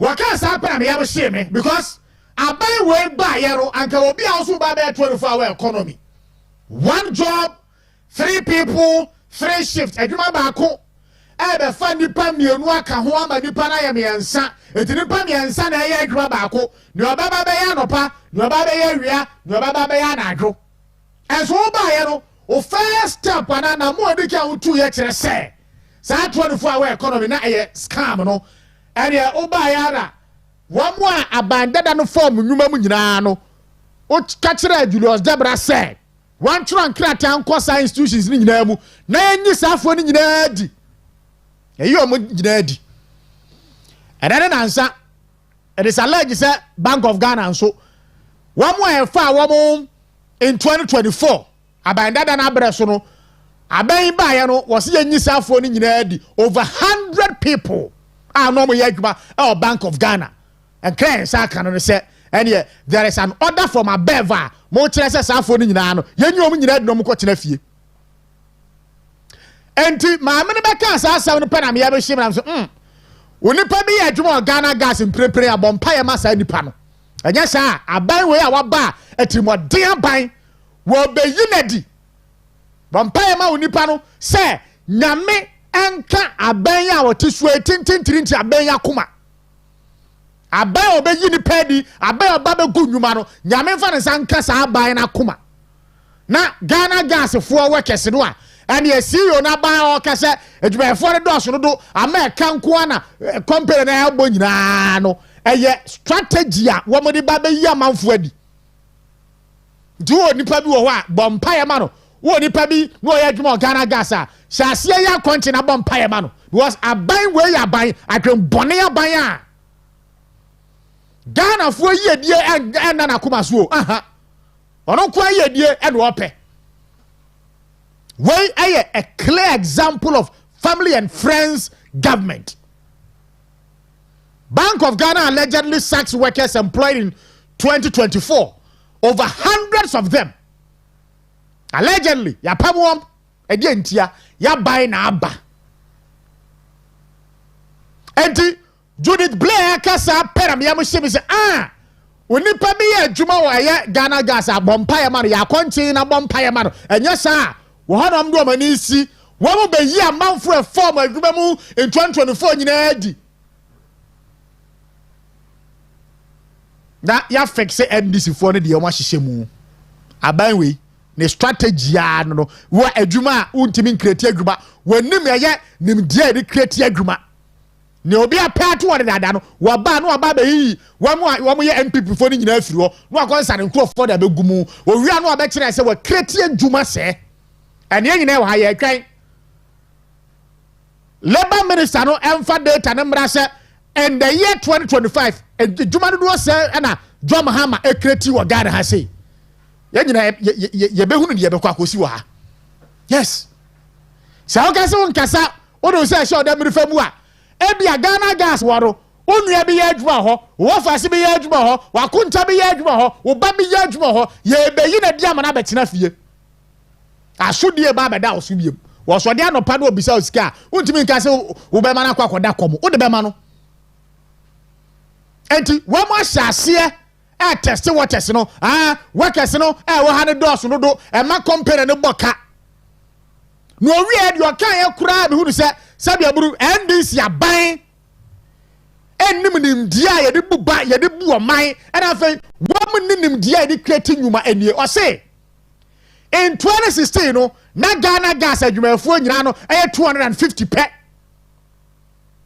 but from 2016 e ba besi emprempre Ghana gas adwumafuo no emu apagya kɔ 1200 ankanya nsempa enipa ewie suapon a ye tifia ye ne adwuma ye no aban bia ba do aba be form nnwuma mu a wo free aba ba be ka kire Ghana fo say and the NDC na Ghana gas adwumafo nyina na 250 pe na do ba ye no wa be pagya mu de 1200 ntino enye you say the kind of people I to aba mo a ye do man mu tumi ahwe mo nsa wo mu di o man ne so yey anka anya hwe kura no anka yemmo obi aba so se wo ba ye no watimi aba be fa amanfo nwuma mu ama wo mo nsa ekoma no na ade oba ye a wo so mo doso aba na breso na 250 ene edu 1200 etino wo da wo na amount eye ayemtuo wo da wo na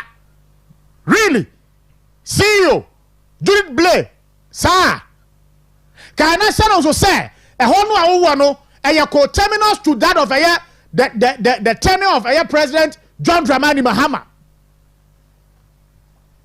Position one holding the name Ayako terminus with that of President John Mahama. That President Mahama, the betua betia the pair also be far bag obi from the beba. Etino akonya na wonya wo de kwa kosomo no enkonko good nyuma enko yini pedi free nyuma mu. It is very sad and pathetic. Say, wamaya ye timu. Na enya kuni ya ne to aba. Edi yi president. Na oba ya no, wamwa nyame adomo, wamwa nya adwuma ne bi ye nyina no, wapamo mu nyina de afiri nwuma mu ho. Me say, enche, sa ankomo wo ya, CEO na kwakọ boss no. Enche, obeti say ye lay workers off e Ghana gas. O de mebu obebre me.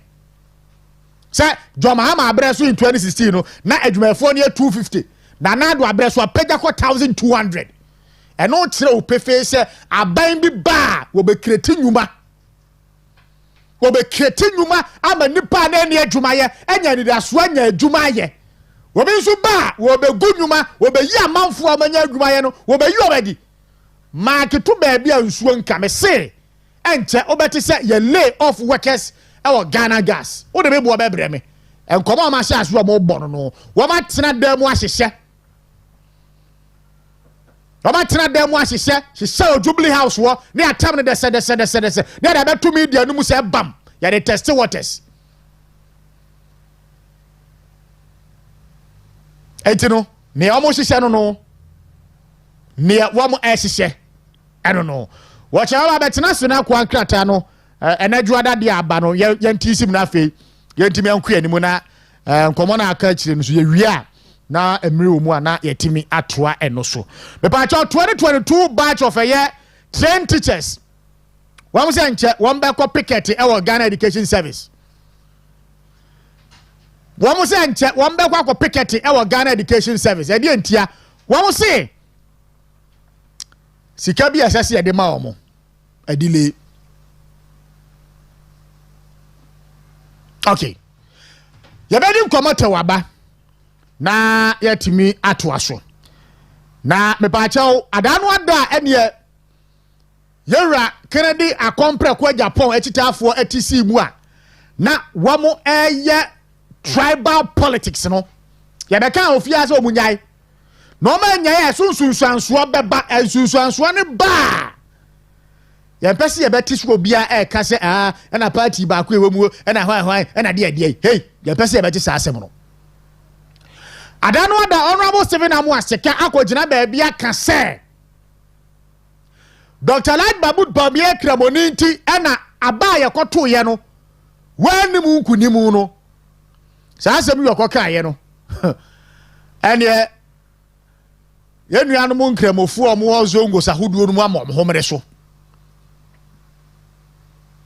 Zongo Youth Movement say sa pa dia na yera Canada Japan atibi ahwe amastika aba bakika sa ansem no a ene tintontan ma Canada Japan so mongura Zongo community biamu ana ye kan say Muslim community biamu se wo kwa akoye campaign wo tiebiem eboba se ye be kan ye se saade no amoya no munyai 101.3 saade na mashase amoya no munyai se ye beyo se ye die yo munyai na panimu mu akogina baabi kasa ansem we ensem a enya no korɛ data and support sa ansem we esan se wo pesa ana wo tai obi achinti no wo kika sa ansem no ama Ghana for the party for no enya sa nipa no ho tan enti no wam de abetum Zongo Youth Movement say Canada akompre kwa Japan say sekabeka sa ansem no in your favor no wantimi antia no aka manakika sa ansem na wi afa ne ho adi pa de a ene mentu na nsi Muslim or Zongo community bia mu e wo memu ase oko akwakoye campaign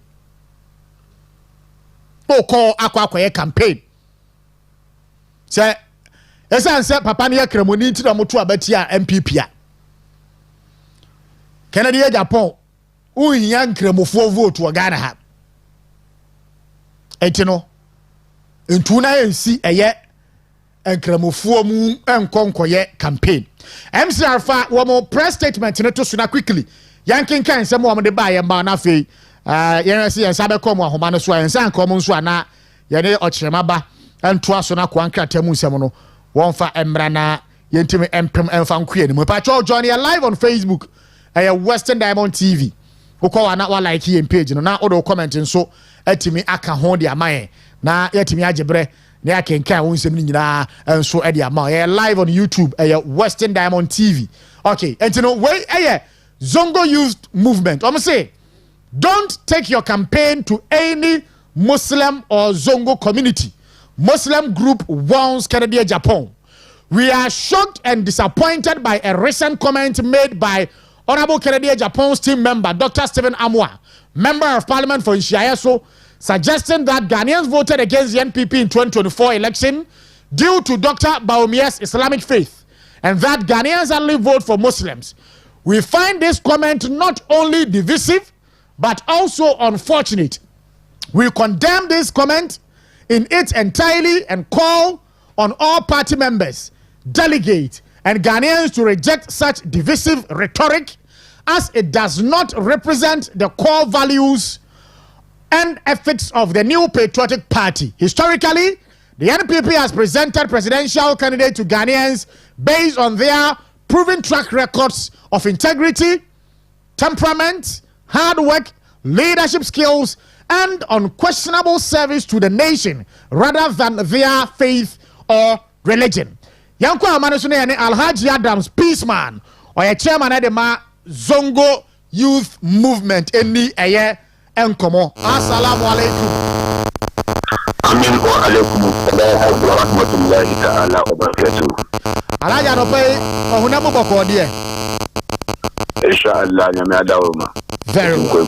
Yeda nyame ase pa. Wadaruma Zongo Youth Movement ebe enkrata ba ene ekuo no ewone Honorable Canada Japan se mano emmo no musuo se wobekọ Muslim community bi anase Zongo community bi emu akwakoye campaign Wada ma ensem ye firi wakache. Efiri wakache nso a enyina so pa no eye de wo ya. Nunya dona leta wase.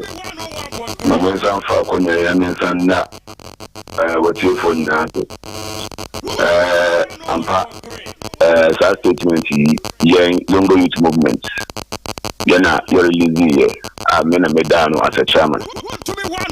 Now, Sasami Aiba Outry, a very important. Say Ghana for we have to discuss this at length. Ministry is also more being taken advantage of the peaceful coexistence of Muslims and Christians in this country and other religious beliefs in this country for granted.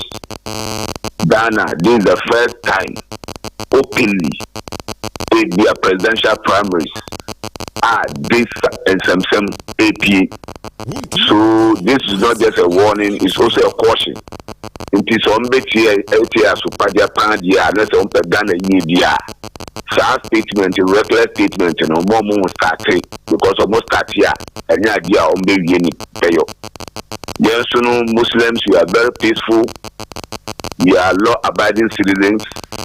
We love the country. We make sure we go by the directives of the country and the constitution of the country. So therefore, yes, Muslim for any idea that you would be because of the interest, baby. Send your wow can you know. Ampa, what you say, Ghana, no, yeah, to a bar. Idea, yes, you know. So with temperament, your integrity, your hard work, leadership skills, your unquestionable character, your service to the nation is most important than everything because Oba Bedi Omani Nim Obana Oba Bedi Nimuno Obana Sabi and Yakriso Fokwa Mine Sabi Manu and Yamus Fokwa Mine Sabi Omano and yet traditionally there are different denominations and different religious beliefs in Ghana. Ghana constitution no na boom and na maye ni na yesronko sabi in previous Ghana constitution no mumfanche metie for enye Bible and editorial constitution no and Ghana constitution so enye Islamic belief and as a Quran and editorial constitution no Ghana no yetro constitution based on us and editorial constitution no you see us on swa us ni Christian new Muslim new traditionalist new we are dear whichever religion you believe in no as an yang into yang first and yet religion that is it into we gonna pro that's also to amount for doing and the banner to say most important the into abamana of religion the demo pair there's a nipanan katano on sem fata say Ghana 40 Ghana for most out to me it is a promise now all and some no more secano some no a book Christian for moving a book Christian for moving and no come maybe a question maybe about say Canada book Canada Japan ono Quran originally or your Christian ni or your Kremoni or your Bahai ni or your Hare Krishna ni or your Hindu ni or your Buddhist ni or your wine ono Quran he himself that didn't believe in the Christian religion because in former videos we are all Oman FM on what I say religion is impeding progress in this country. Christian council. He doesn't even believe in the Christian community. So why is he now trying to use this to install the Christian community, install the Muslim community, install the other religious beliefs in Ghana because of his selfish interest? Why another so is we are sounding a strong warning to him and in the team. Say I'm passing Ghana na yeni na as na yeni na Ghana diano. We have lived peaceful for so many years. For so many years without any differences, you know. So Ghana no person will lead there. And we are advising them. They should be very careful. They should be mindful because constitution na yen nyina no yen Bible and yen Quran. Any other law in Ghana teaching yen nyina apart from constitution no. And the constitution no article 21 see no obia that right to associate yourself with whichever religion you believe in and also to even manifest your religion. It is what person will be a name as a mampeni. That's a constitution of the Juma. That's a answer of constitution. One doesn't want him to one. Then why should Ghanaians entertain you? There are equally more important issues for ever Ghana development.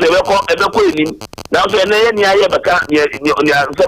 Obi the campaign party campaign, party not even national campaign. Can is simple and short. Say omo campaign, campaign, no tribe and our religion and bamba for they are not ready to lead Ghanaians. And I believe say Christian for no more so they know that the man is good. The man is out of the way because in somehow it's an insult to even the Christian. It's also an insult to other belief system. And let Kremo and Christian sabi ya wanyame ya sumudida pe kwechi akwechi a e bo se nya ya wanyame ya sumudida enye Kremo enye Christian we abrofo ni alafo na bibre yen what say ampa yanyame na ya sumudida na ya ja no nkoni na ya papa yenim what say nyo mo bibre ya so mu so no na papa yenim enti se wo obi tina won so na se bakwanti the naked on Shat Arabia on Bia no Kasaye who be the papa because only nipa nje nipa ene ya cho bi mo there's a model to move sa model no kwa DNA there's no way we go say we ya kremo model na so we Christian model let us say ye nipa ba ko so when you are coming with your message let the people know say you are competent, let the people know say you have the sound mind, let the people know say you have everybody at heart, let the people know say nkofona obabeli you know eye ask let the ask in ye na kremo for Christian for traditional obi akahobi. You get it? Because the confusion that will lead you.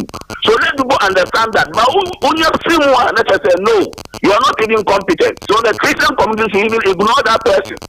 Simple as that. Okay. It's in your own level, and as I say, the team was that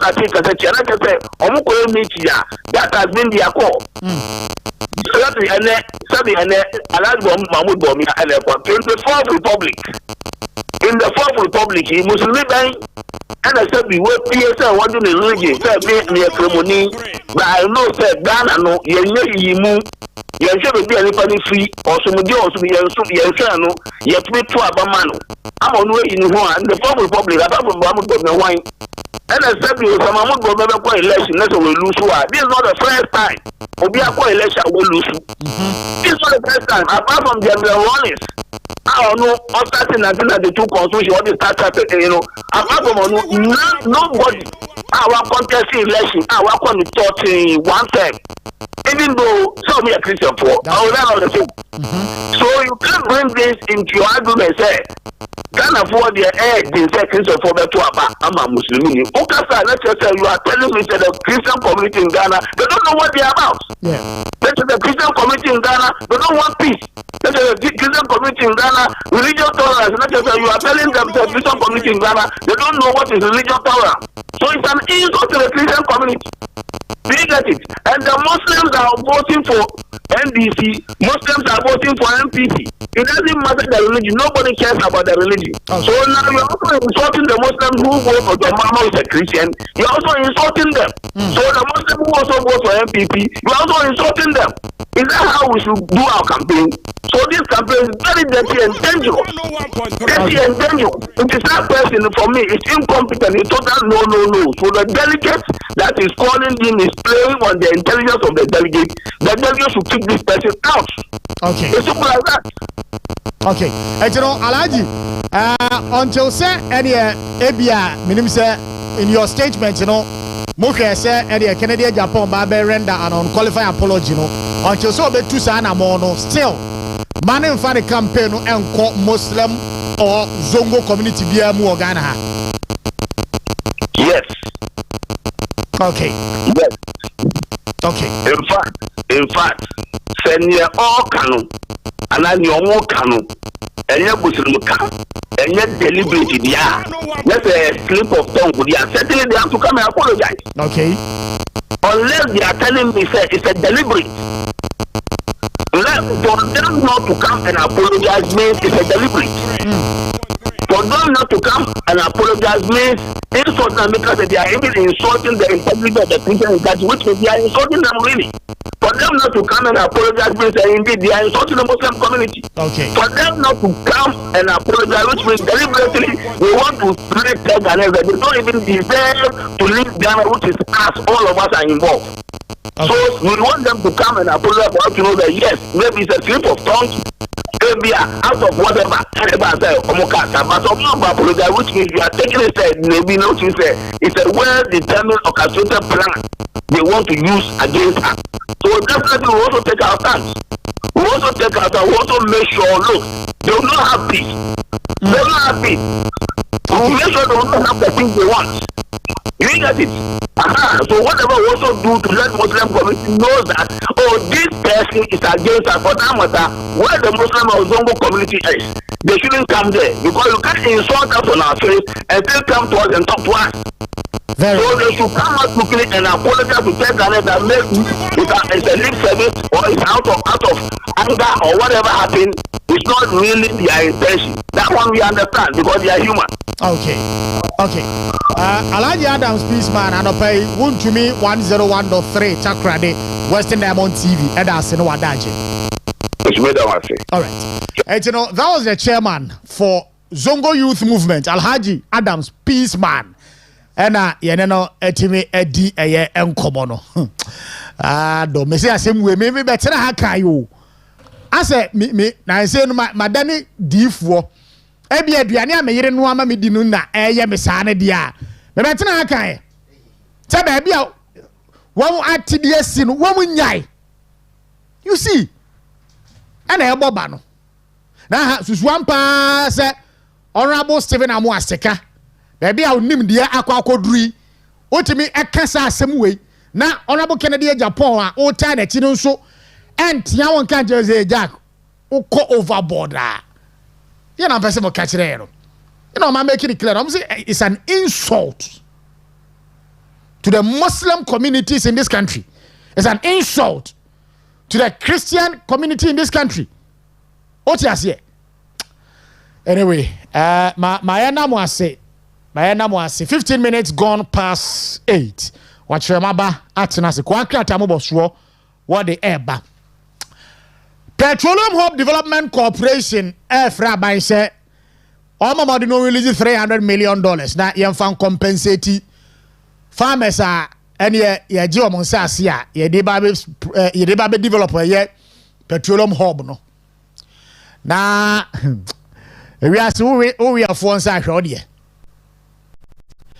Na do de ade we ba ye te ensem hunu a akwabite ne yere jade swade anopa kekan kwase asem saa de dimpanifo atam Ghana ye te ensem hunu a wakan ye se aban dada no enam so ewia ekuafo ne nsase ebobo ahemfo bi din se wo makoje sika. Can you imagine this?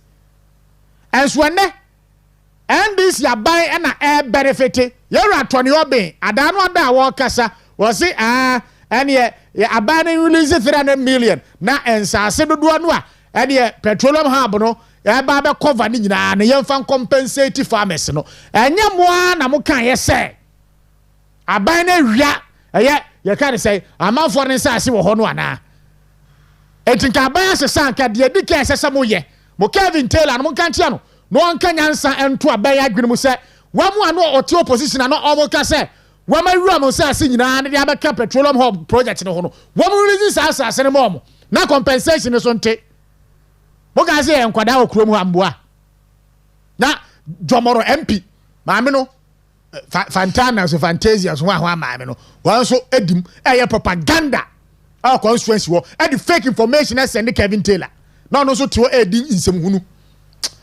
ya me akatua obia beji bia so afri asasi so chema ba ma che Oscar Mejusu let us say about the Adam Equacrim. And then Yamiasi. When you are lawyer Charles Usumami. Many Casana no so meeting be as well.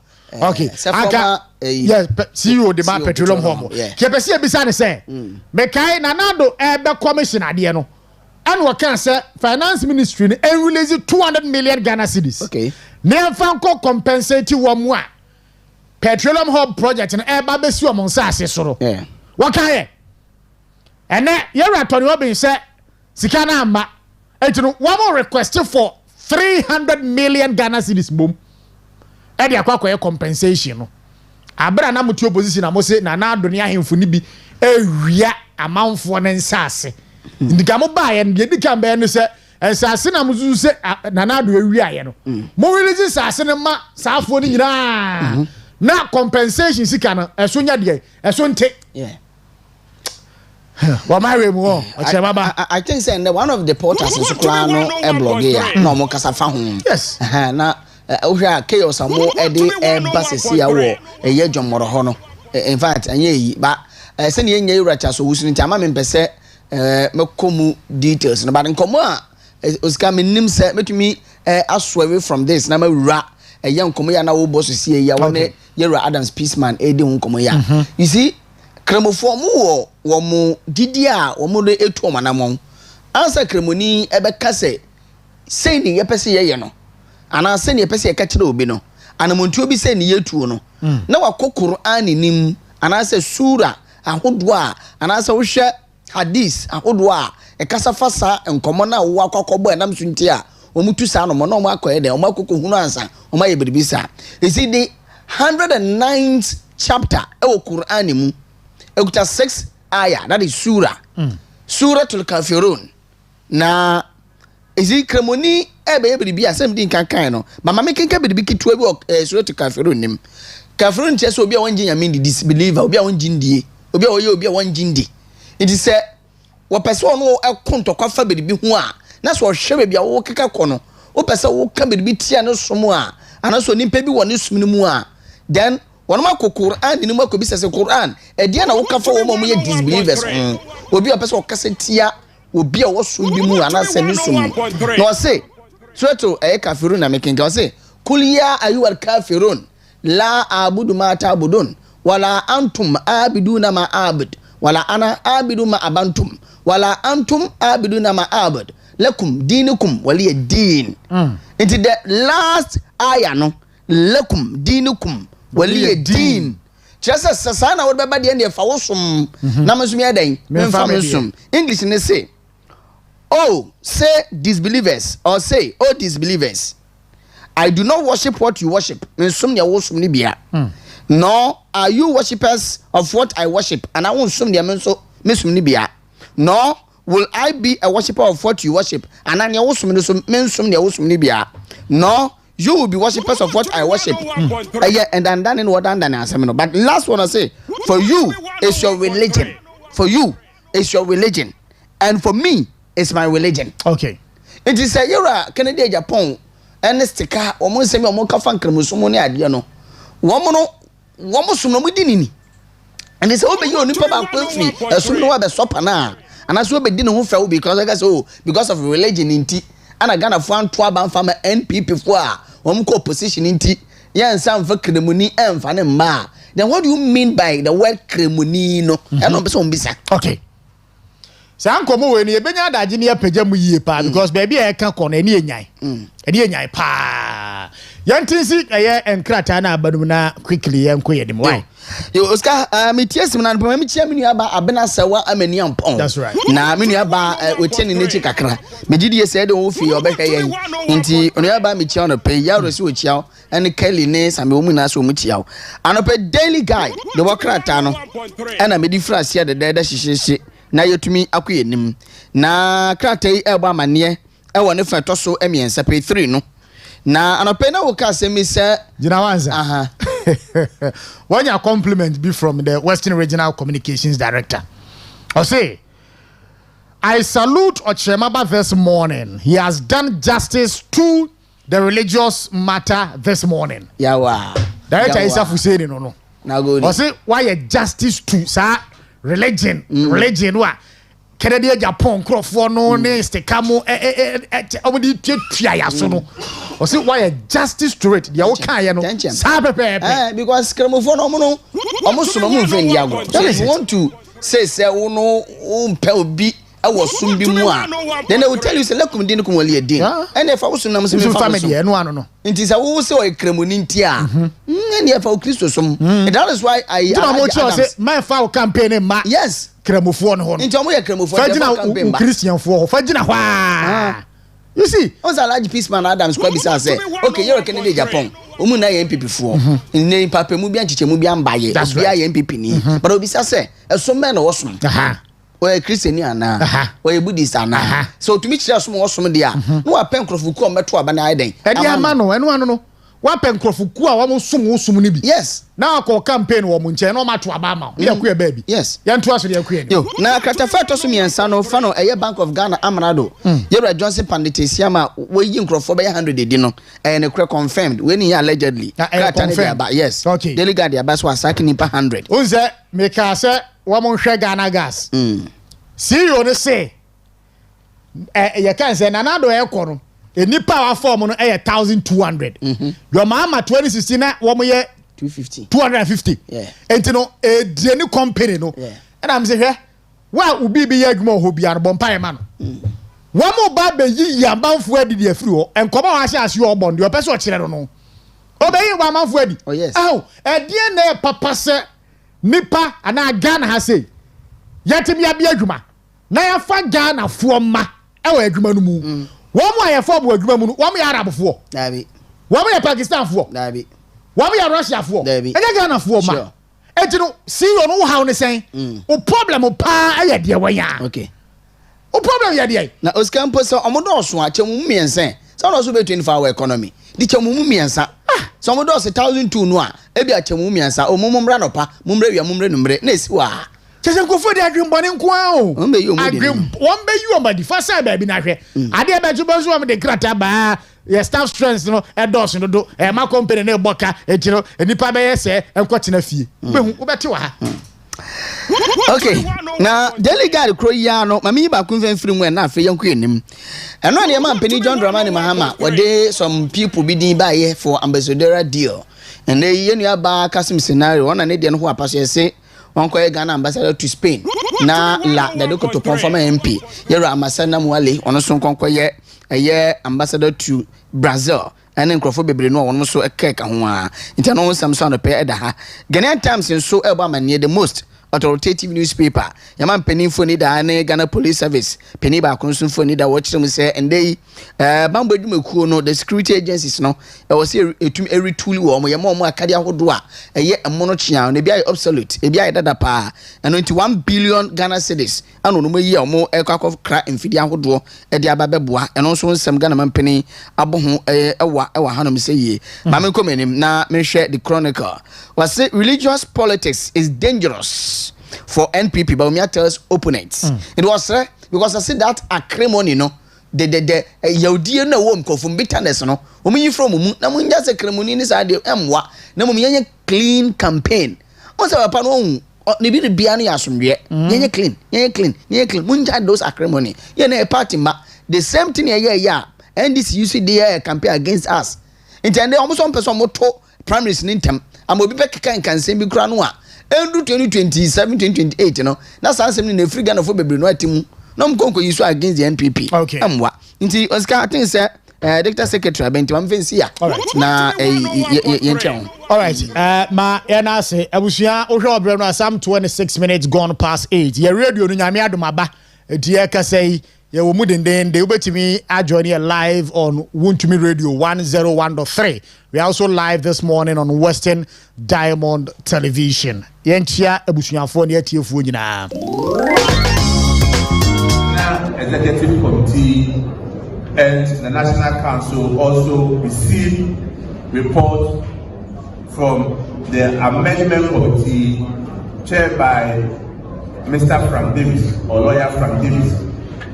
And in the words of the committee, they received over 300 proposals from the rank and file sympathizers of our party. And they briefed NEC and National Council on where they've gotten to and the key areas that the National Council had to take a decision on. With respect to the call for expansion of our electoral college, indeed the committee spoke about it.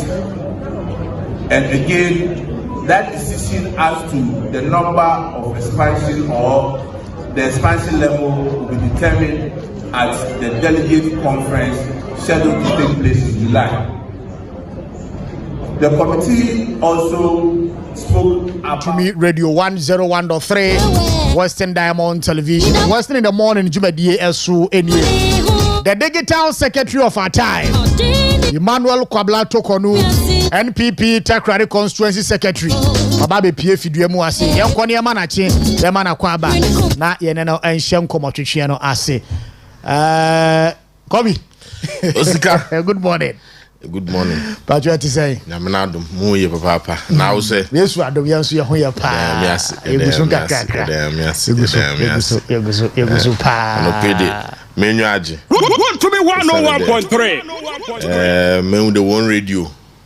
I want to me radio 101.3 FM. Yeah. It's back live online. That's right. Na ye dey amiase. Maka de abrabo de bibia ye bia no ebenya no ho challenges. But it is only the weak that will never wake up. Nti no say wa ba ye dey amiase. Mun congratulate one so.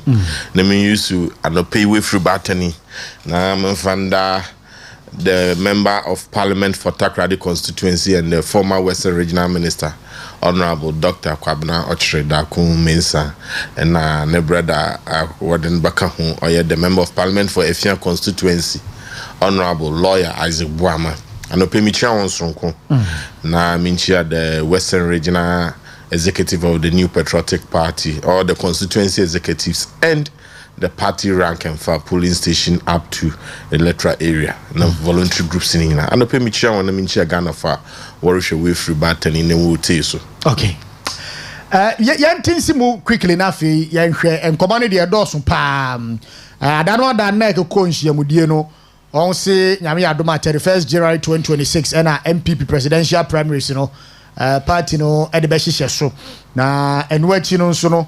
There will be a conference next month from 18th to 20th, and I feel amendment of the constitution home no congress conference and I say no betimi I home ejuma I feel so no and last week 2025 a year constituency chairman caucus meeting so ema empanimfo ahodo no party no mu bi kwase ko di nkomo no enko ne ba ko ewo mu a no pay ye justice with it and someone Dr. Alhaji Mahmood Bawumia can say we must not allow people to tear us apart. Dr. Bawumia wants NPP against tribal religious politics and enko ne ba ye wi so na ye de galamsey and some no aba be famu ambassador to China, His Excellency Nidinu Kraya na Mirafi, Mami, okay, His Excellency Tong Defa was there.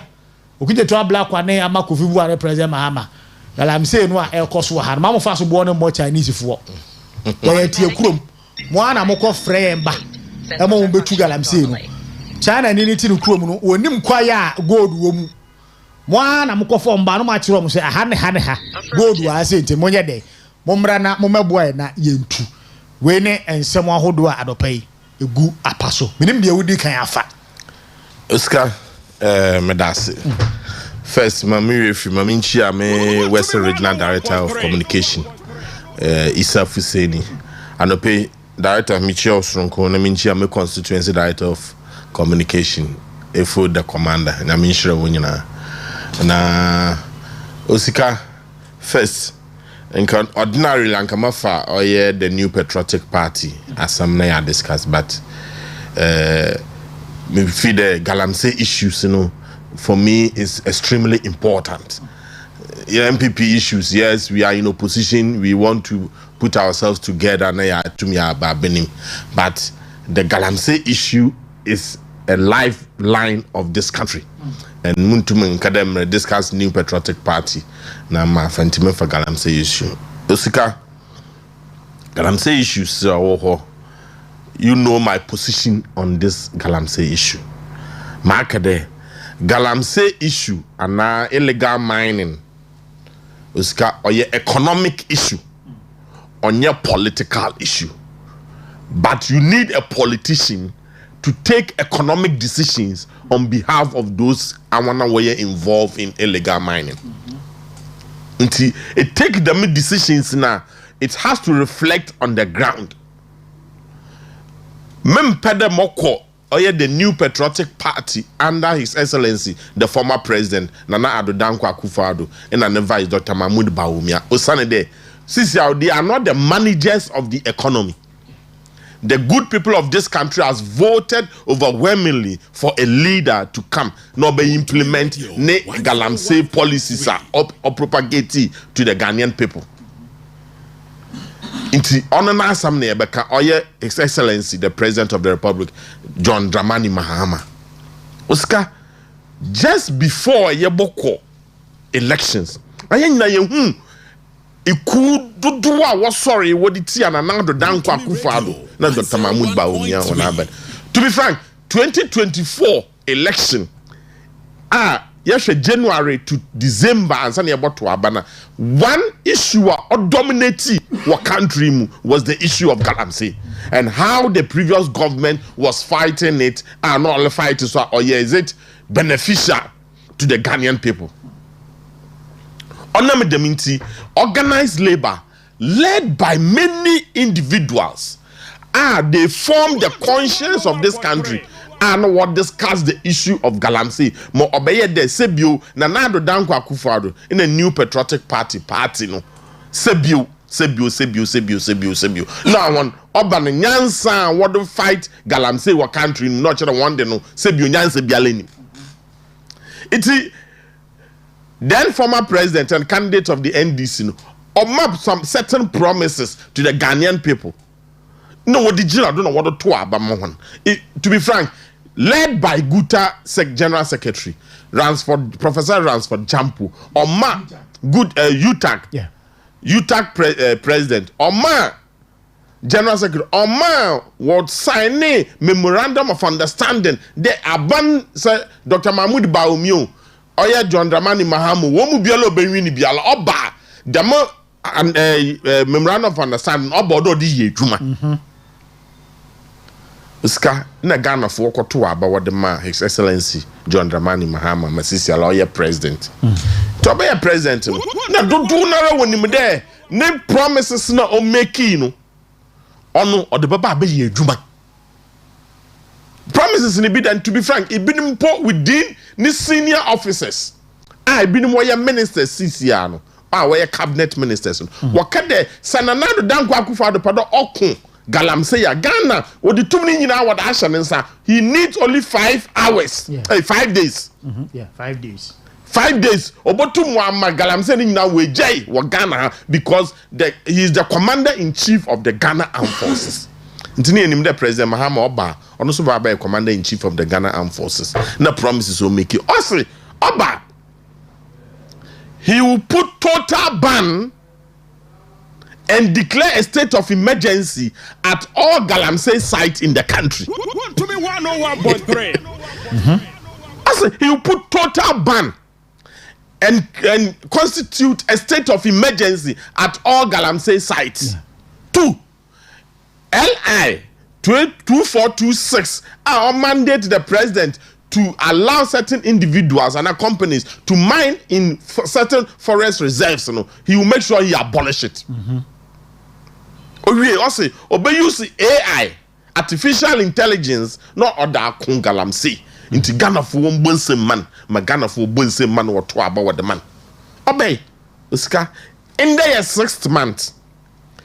All investigation, especially from Erastus Asaredonko, who is now Obianim there, he has an authority over the mining reportage in the country.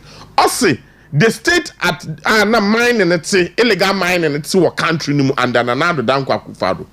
and so no look fie no sisi ano the may you know wa quadruple sisi oye too much wa brodo to the extent there mine a forest reserve nine bia ena in some quadruda the man bani bear no them forest reserves no 9 of them no one ma NDC for wa kwasha them forest reserve no mu ena wo to Galamsey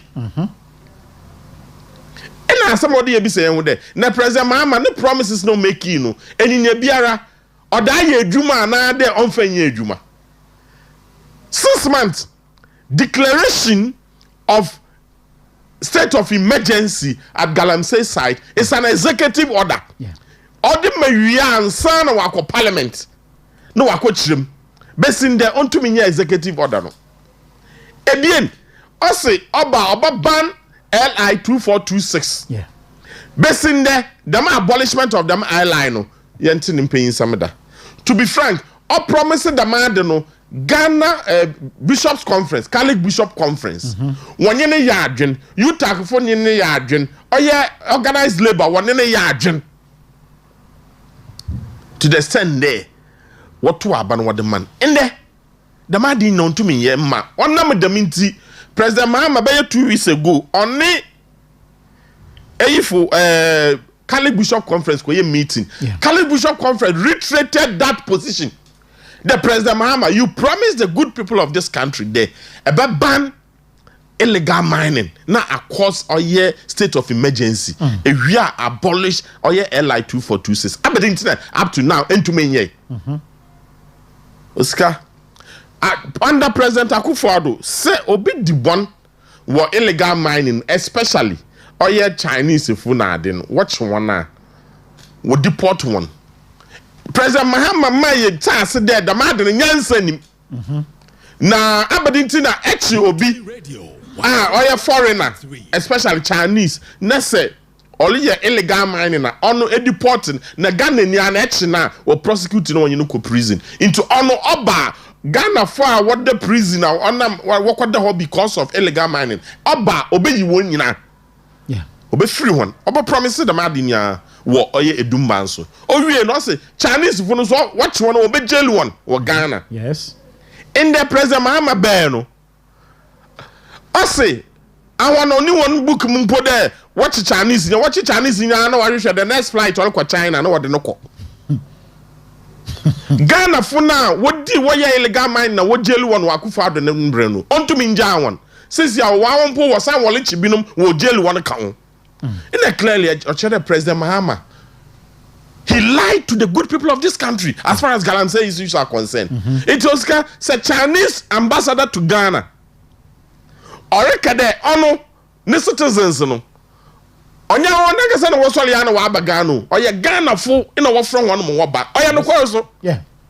Oscar, oya no kwa because there is no Chinese citizen over Ghana ha. Or participate to illegal mining na all kwa visa wa Ghana no or kwa permission wa Chinese embassy or Chinese citizen or kwa Ghana embassy in China no wa kwa visa based on the document or submit and or submit the document no so or chere company bi and an individual bi no wa bring invitation no da ba yeah and the truth is President Mahama Osika Ghana for the empire yakanokwa no kwala wo ma hinde President Mahama na NDC aban in totality no or orchestrated plan at the seat of government to make sure they benefit from Galamsey simplicity that is the truth Oscar onye bibiele ni wobiom President Mahama luntum cause or state of emergency wo Galamsey site today in Ghana onye ye President Mahama luntum ban Oye Galamsey in Ghana today onye ye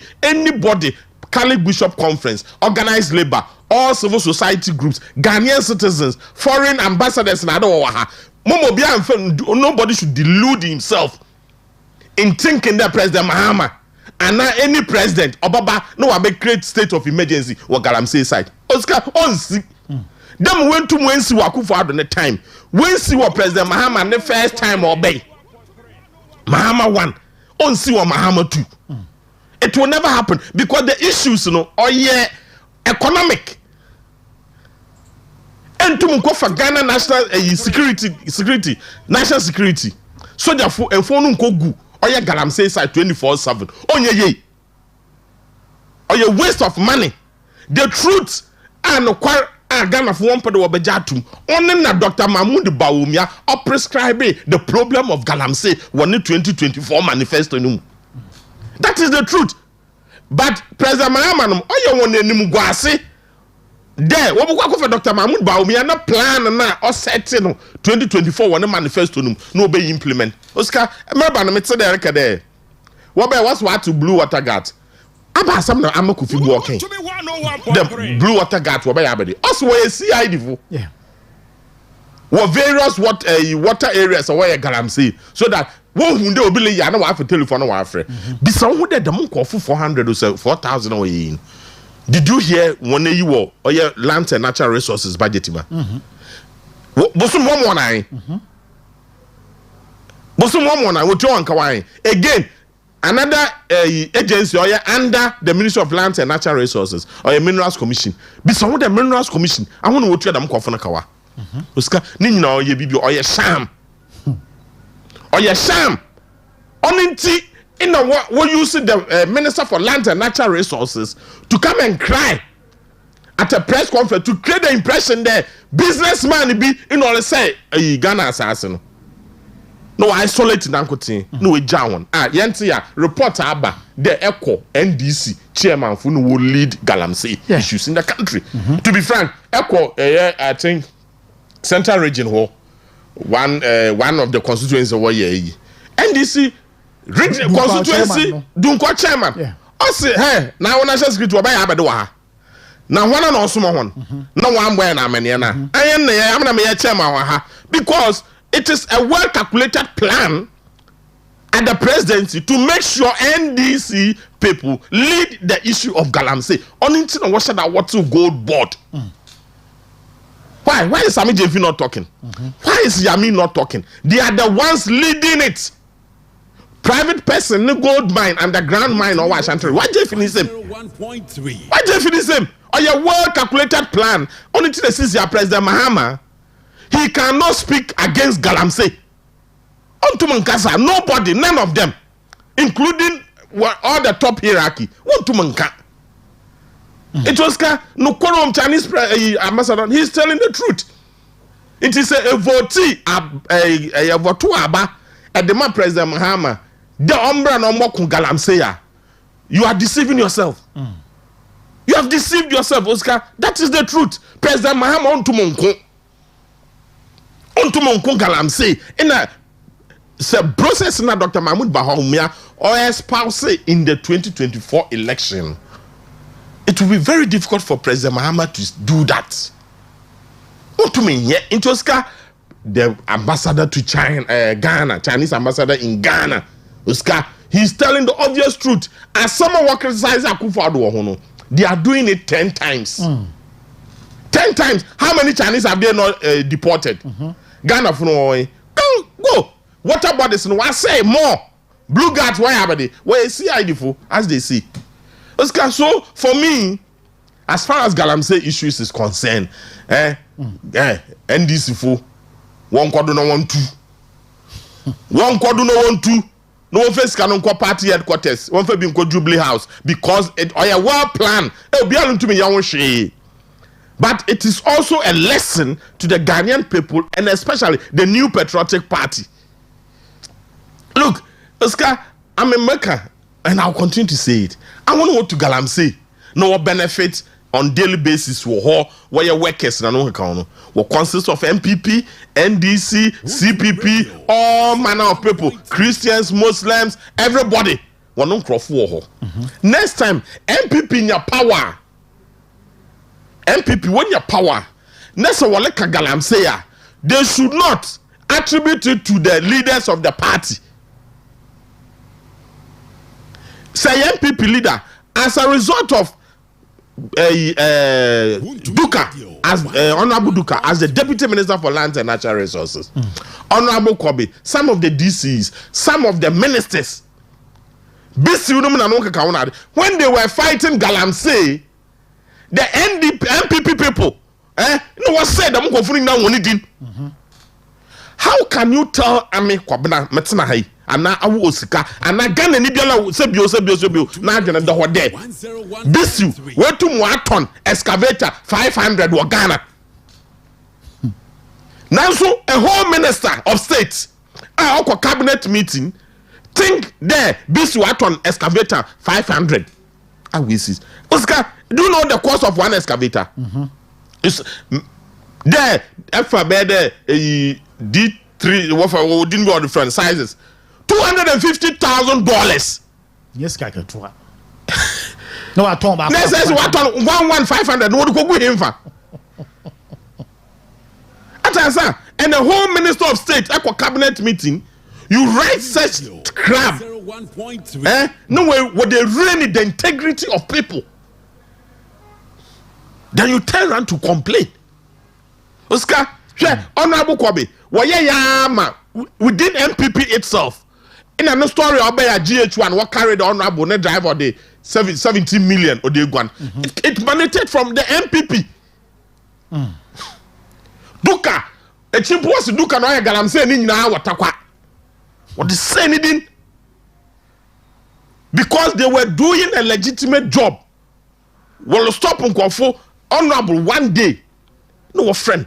Then Kwafo ye galamse ewo mpoho ekwanum kan kwan what could destroy a what galamse site when 3 days you know what I'm sorry about to paro. Why galamse if we want Chinese food na do Chinese food no oba no bibia Chinese food no oba no they come not with anything no they come with money and expertise. Machinery. Tell me how many galamsey people know about to Accra excavator 10 at a go. Or your Chinese if you one or the joint venture. They will bring those machines. I will quite the licenses, you know, and I quite you know, not assassin, no, na yambe dig. What dig you are what ton no what the Ghana in the portion, what that man. DVLA, current DVLA Director General Usawana. Has he not complained about the volume of excavators all over Ghana? Yeah. He's complaining. Why? And Obi can excavate and also the bay roader. But to my stop now.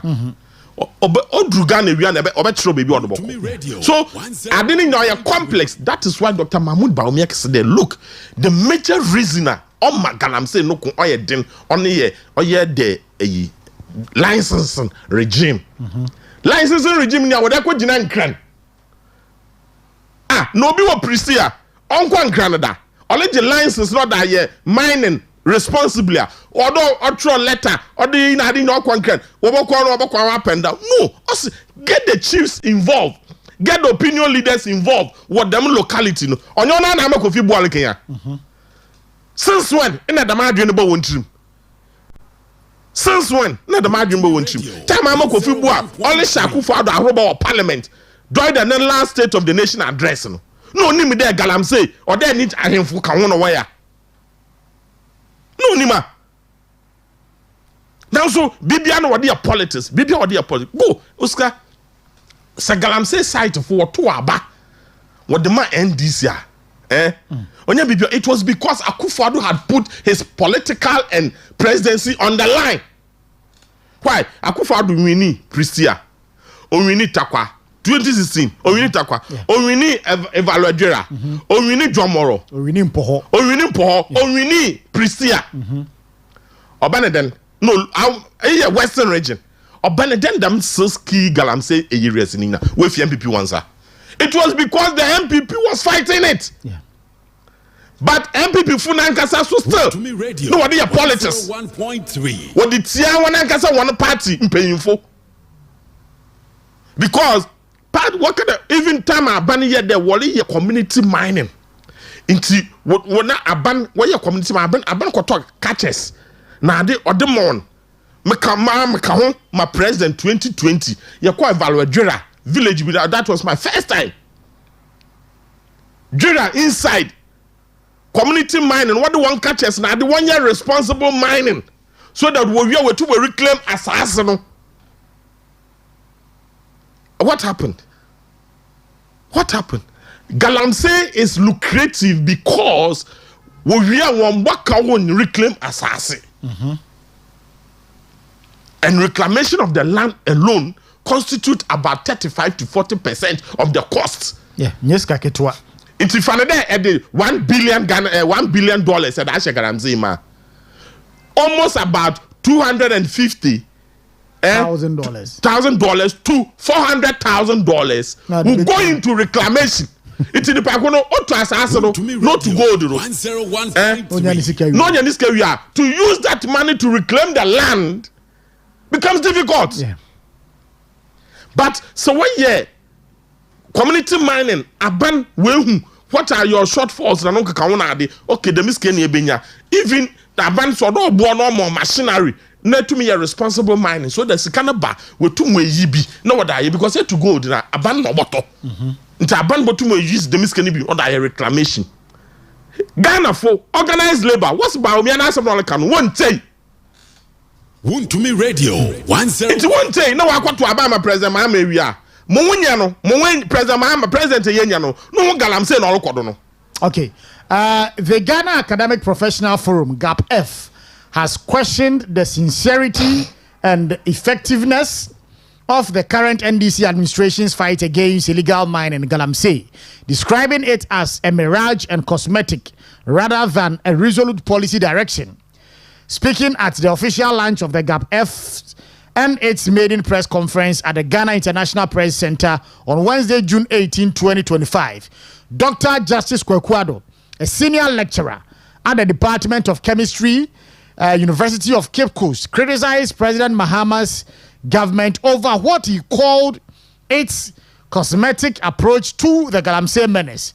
In a presentation titled The NDC Government's Galamsey Fight, a Myth, Reality or a Mirage, Dr. Ado accused the government of turning a blind eye to the widespread destruction caused by illegal mining activities across the country. Quote, the rivers of Ghana and our unborn generations are crying for your rescue, Mr. President. The level of water pollution, soil degradation, and deforestation has reached its crescendo. Yet government and its appointees pretend nothing is happening. Unquote. They get out. Gabe for their lectures, no. Some lectures, no. As some are looking.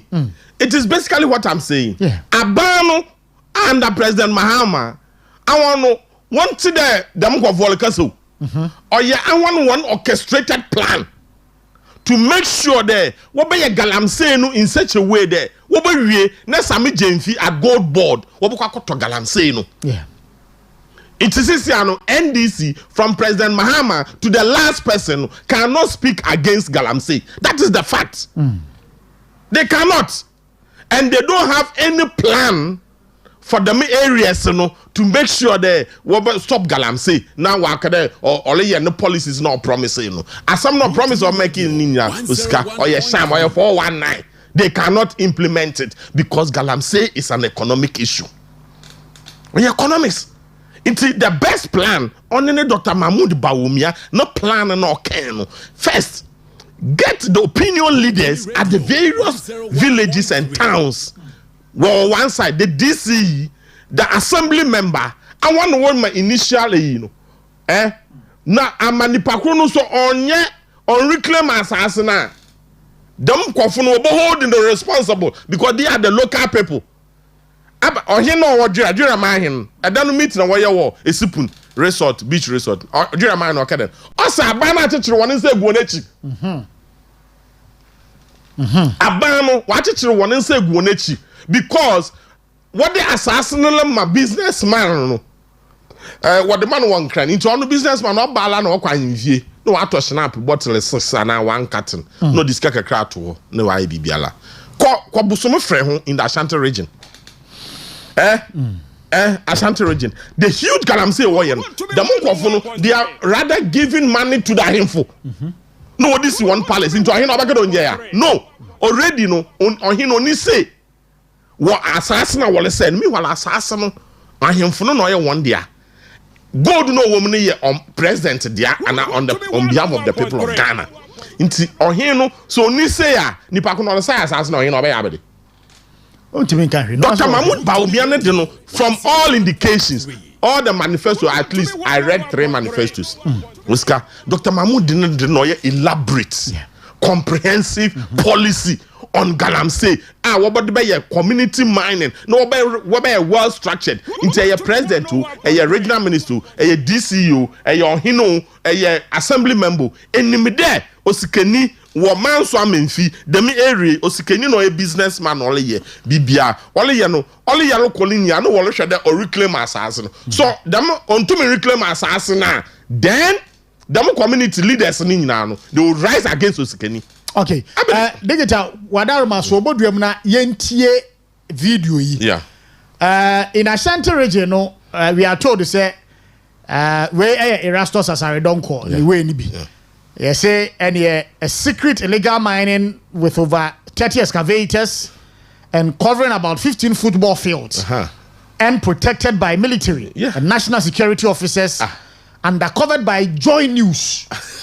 And you know, Yentie and Komonica Camera, just 2 minutes, 30 seconds. Investigations have uncovered a secret illegal mining enclave deep within the Amiansto East Forest Reserve with over 30 excavators destroying the natural resource. It's not clear who owns the huge illegal mining enclave, but locals in the area say the place has become a no-go area, even for farmers. The mining site is manned by military personnel and persons parading as national security operatives. Erastus Asare Donko has been providing details. If you look at when we flew our drones, if you look at the enclave, you see mining spots within the forest area. And so it tells you that definitely this is not the first time. But we have been following up on this mining activity within the Anyuasu East. In fact, it is off reserve, but is at the tail end of the Anyuasu East Forest Reserve. And it's in the town of Diaso in the western region. Now, we have been monitoring them for some time now. They have military personnel protecting them. They have mounted a barrier manned by fully clothed military men and some people wielding a number of weapons, parading as national security operatives.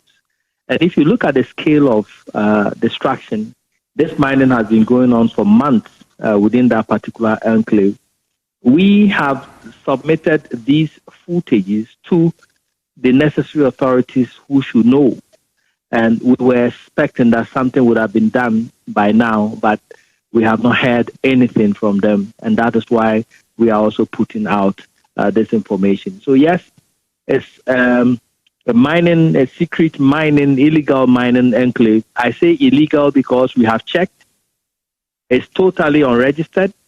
The people operating in that enclave do not have any license whatsoever to be mining there, but already they've dug pits close to about 15 football fields. Joy News, investigations have uncovered a secret illegal mining enclave deep within the Amiansto East Forest Reserve with over 30 excavators destroying the natural resource. It's not clear. Digital, as a president of the Republic of Ghana, with your position, who said, "Nana, na 2 minutes na Accra, no person stop Galamsey now." For the 5 days. For the 5 days, waiting me stop on. Oh, what breast? National security, soldier 4, and a woman at TSM. As I say, 15 football fields, and you 2 Galamsey. Can you imagine this? Can you mark out there? Me say Galamsey issue no. President Mahama, want to me you know 101.3. NDC National Executive want to me you know NDC constituency executives are what various Galamsey sites no. Want to me you know Oscar. That is the truth. Because on economic issue.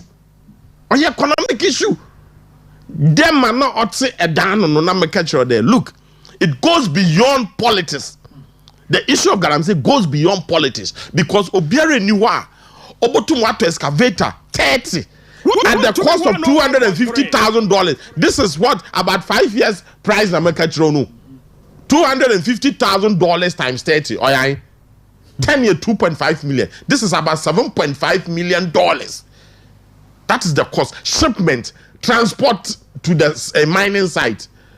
So one to galamsey no wie, mo one young one sika baka. President Mahama on to stop and net no stop it.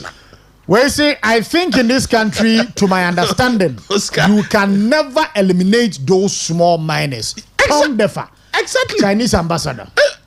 Oscar, the Chinese ambassador to Ghana, you're spot on. He was telling the truth. The man said, McCain, before you bought to Abede, you can't stop illegal mining. Yeah.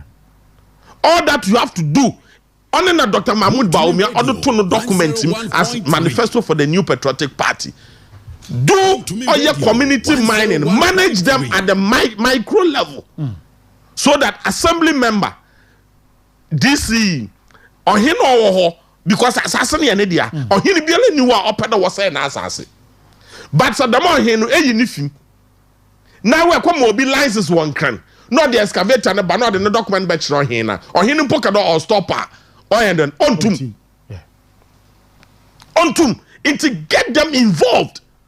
For me, I mean, it is the reason why I constantly read the new patriotic party under Dr. Mahmoud Bawumia manifesto to see where were the loopholes. But I saw that the manifesto is more comprehensive. So when to win President Mahama for them document no fe yeduma. Wana abagana ni Oscar Abaganeni, you know what's wife and Blue Water Guard by Amakufibwa, honorable. The uncle did not in Sano. No one will be like illegal mine, and them go from Robert in Sudan 24/7. Oscar Galam, no, oh, wedding, but I know about Franklin. No national security, no one will put on you. For me, I mean, Mr. President Mahama, on your own to Munkum, but uncle, because the first time I be a president. The first time I be a president, 2013 to 2016. Nankasa the Minister for Land and Natural Resources, Inus of Fuseni. Abra no look on Galamsey. That time our boss went to me. What so many excavators for Western Region? Yeah. No, Kofi watch now a Western Regional commander. What so no? Oscar. Inus of Fuseni say, Mr. President. I'm a minister politician there, Monko Galamsey. Baby ma Galamsey kun word no. Obro modo. Montumi yebium. Intim pochoje. Because Oscar, that is the truth. We don't want to tell ourselves the truth. I want to know when you're involved. When you're politicians, top businessmen. I want this what them for one agents. No, so all that you need to do is to manage this for the benefit of your citizens and for the benefit of the country as a whole. There, okay. So damana adeneta, yeah, dam community mining na. Ne follow one. You now dedicate an engineer from Minerals Commission to the site so that when dispose of one wastewater, no say assassin too much. When most will be here, BBR, no, I don't know, no reclaim assassin. Okay. As it stands now, Oscar, there is no way this government spectacular failure as far as Galamsey is concerned. Because to know where you money, the miracles, he calls them political braggarts. To know President Mahama, what you want and I don't hear your pony Oscar, the civil society organizations. A bit there runs for Jampo in there. You know, Saturday anyone go saw Oguno TV da. Yeah. No. To know. What feel that Galamsey what the brofo no wadokwa. Galamsey on your brofo. Oscar, in on your fancy and achi and you. Or your comprehensive put people together. No one gen. I better not tell Galamsey to me resolve. You but to me I resolve, but resolve it comprehensively. Okay. Because dama over 40%. No, what about reclamation? To me, radio. 1.3. Okay. So it's simple. I mean, I want to know what Kasa can Ashigbenum runs for Jampo, TUC. To be frank, I wonder why you're consistent. Why you're consistent? Today, Erastus Asaridonko, he has been very consistent.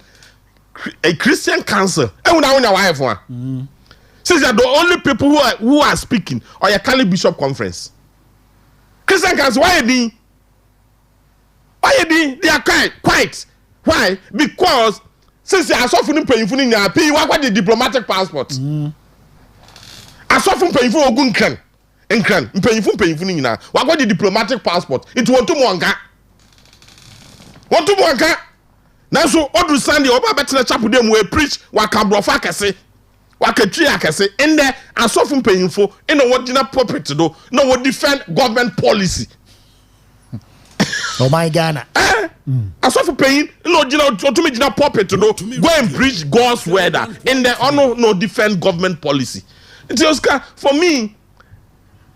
Unless man can MPP for what power. It be no one get one way involved. That is why I'm telling you. This thing, it goes beyond politics. Yeah. It goes beyond or economic issue. Because a group of people when you want to Oscar, I remember damage you want to on the him for no. But you really blame one. Yeah.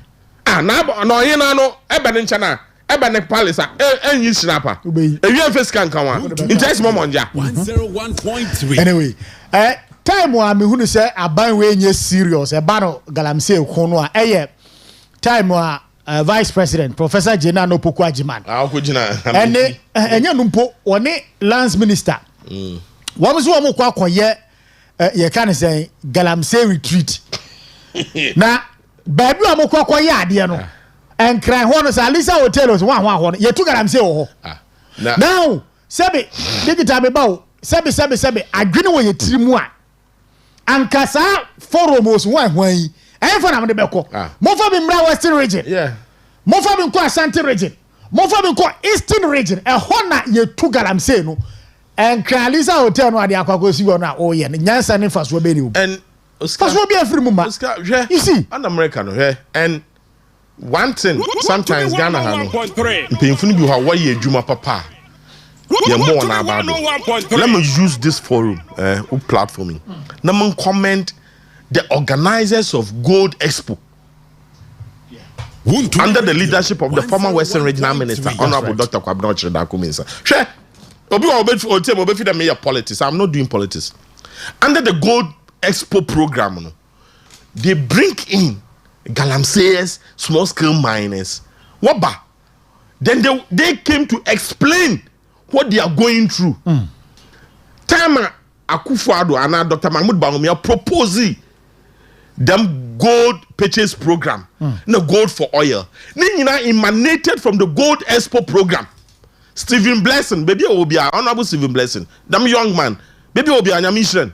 He brought that idea. In Honorable Kobe picking up. No, what year? To be frank, the last one was in 2024 was Takoradi Sports Club. The governor of the Bank of Ghana obey, then testify. Then look, the new program was born. It is through this program now fashion out the policy foundation for the gold purchase program, then gold for oil policy. In there, according to the current governor of the Bank of Ghana, the gold reserves at the Bank of Ghana, 75 to 80% of them was done under Nana Addo Dankwa Akufo-Addo, not Dr. Mahmoud Bawumia. Yeah. So the MPP had a plan to make sure that once you go down, then you regularize foundation of the gold in the band. That is the illegal mining.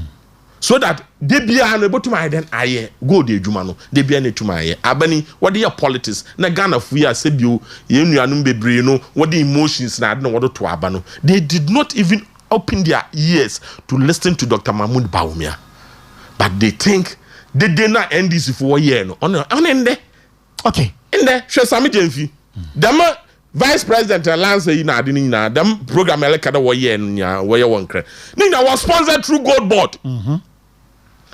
I would have your wife one. They are all quiet. Metemelo baneleka a petroleum hub. I heard it. I was there. President Akufo-Addo Bekati Sodo who commissioned the Petroleum Hub Development Authority. Even on that day, the chief, the Oman of Dwamoro, in Zimbabwe, appealed to the president. There won't change the deal. 1 year Dwamoro Petroleum Hub Authority. My Akufo-Addo jitum into a catch Dr. Lawyer no one CEO no. Yes, Charles Owusu. They brought it on board. They will do the necessary changes. Akufo-Addo kade one national land issues or holding now one resolve we are the government will release 200 million for the compensation edwuma no wa start. Aba some no working. What the information Kevin Taylor yes. They lied to the Ghanaian people. Yes, they lied to the Ghanaian Oscar before the maddening in Ababado and the petroleum infrastructure yewo in Zima enclave. Kokosha naval base. Akufo-Addo Osi was level. That can train, accommodate 2,000 naval officers. I visited there, Oscar. Now, so at the end of the day, because of the lies, the MP for the area and other ones were unity. The people who are there, Akufo-Addo, not Dr. Mahmoud Bawumia or here. In there, Elbekade unreleased 300 million. So when this kind of work also. Because assassin not the wa every day be no leave. A corner look also. In there, Akufo-Addo and so the more company na in Kauton Robin. That's what I'm Akufo-Addo Mpono kita one chief executive. In there, Tommy Robin. One appointing as the chief executive or 2 deputy chief executives. 2. Yeah. 2. Apart from that, was our general managers. Ghana Gas as some us will you go for the Ghana Gas, Oscar. So what's Akufo-Addo when create employment?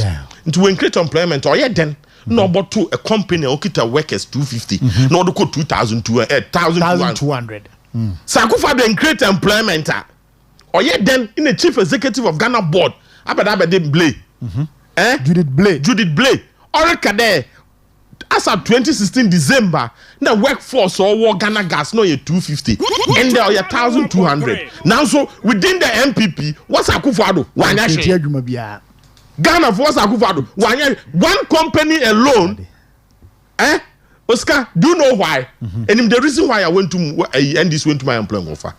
What's the Ghana Gas we? All the engineers, top engineers, they were all Chinese expatriates.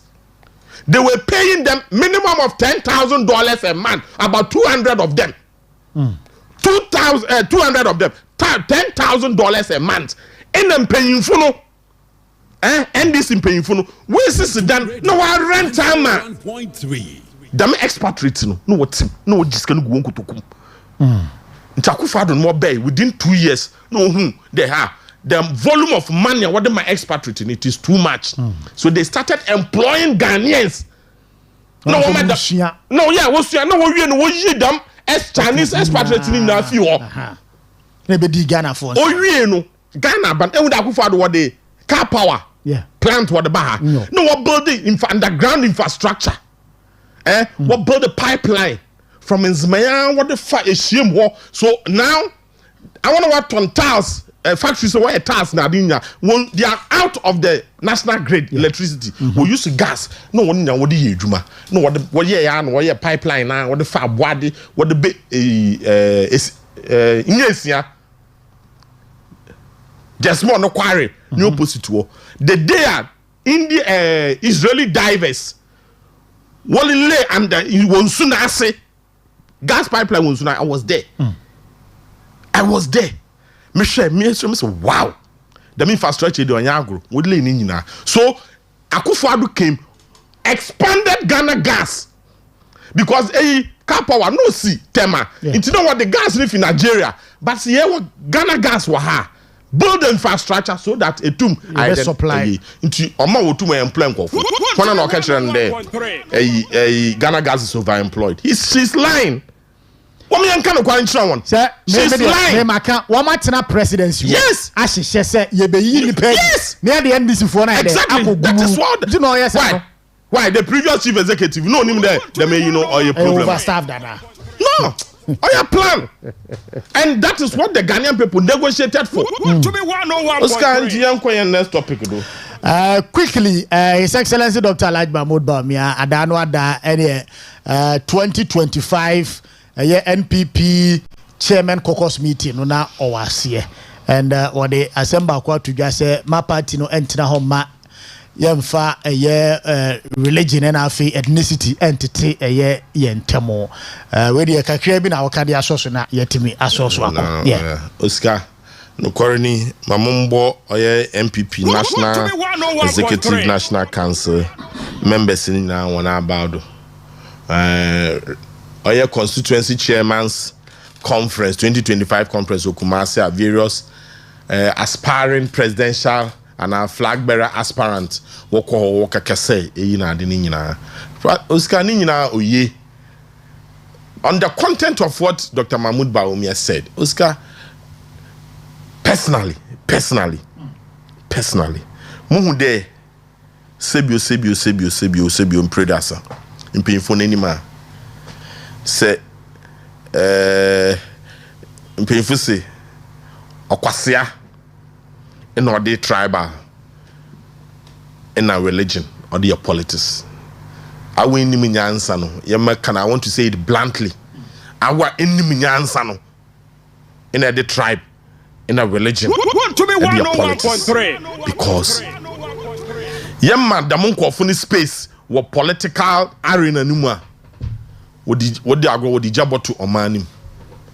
And I'm a marker, and I will continue to say it is only when you don't know the New Patriotic Party and you only love the New Patriotic Party, on no may make them, everybody. Obia or MPP ni bia or the party no. Oscar Obiala or the Nanya Jam people no or the party no. Into I want to walk at the mass was what the party no. But Edward we are and for done and you have to know the party. Or that you need to have understanding of the party. To be frank, Nipana no use it a religion or the madden. So what to Abaman no be a flag bearer? Me job go for Muslim, no I advise. Into asam na can nyansa wen. Want to me radio. Yes be any 1.3. Akọ school, akọ chapel and akọ mosque. Akọ school. Ebia a member of parliament, ebia a member of parliament, ebia a former member of parliament. But on shredder in the MPP. And that is our number one problem. Oscar, that is the number one problem of the New Patriotic Party. Majority of the people, especially executives from polling station to national, they love the party, but they don't know the party. As a result of that, what can Asama Bebre, what can Asama Nyanseni? Say Entina General Secretary say Patriotic Institute. Exactly. That the Patriotic Institute has come in 2 days time or 3 days time. 24th. It will be launched. Yeah. It is that is the cure to train the New Patriotic Party people. Oscar say, how can a whole national executive member, na national council work a meeting, another national executive work a meeting? No way bobo are some now majority or your politics into majority carries the vote. Politics when you chap with them. No one can say you soft take decision and final. Or yeah, what there's something to go. Bobo one will take a decision. No, we are a whole national executive member. No, I bet the TV do, I bet the radio do. You know, so I mean, some now Macau may you could take a decision, I mean, mention to. Actually, I will enter party Nelly, I am a national executive member, and task. Yeah. Oscar, we structures of the party, no. Yeah, you don't. He doesn't understand. 101.3. On Chelsea, Oscar, me a constituency secretary. You bought to me a meeting as at the constituency executive. Ya quadrenjana asam. Bia ame me pede advert be ebeye. Me pede them advert no. Ye de bawun to me na ebeye. Obisu si yamfon kwa another radio station and a TV station. Ye bobo one ye take a decision na. Na majority si yamfon kwa another radio station na. As the secretary, I am bound by it. Yeah. Unto me mbasa na mbatsina hade. Na menkade. Adam decision will take no manka ho. Na be your whole national executive. Wa election we na party na di nkuku. Na what you know what to nyama what restructure party. Na e committee na na better radio do dey. Awo abede we executive national executive member. Wo boto aba want to abentia national executives ni nyina. Oscar, say if you don't know MPP, they be a better shank of Faroba. I'm telling you, if you don't know MPP, they be a better shank of Faroba. Yeah, no more emphaton. You lose election 2008. Who was the national chairman? Mark Menu. Yet to abene wo Lucy win. Was Mark Menu aroba anko.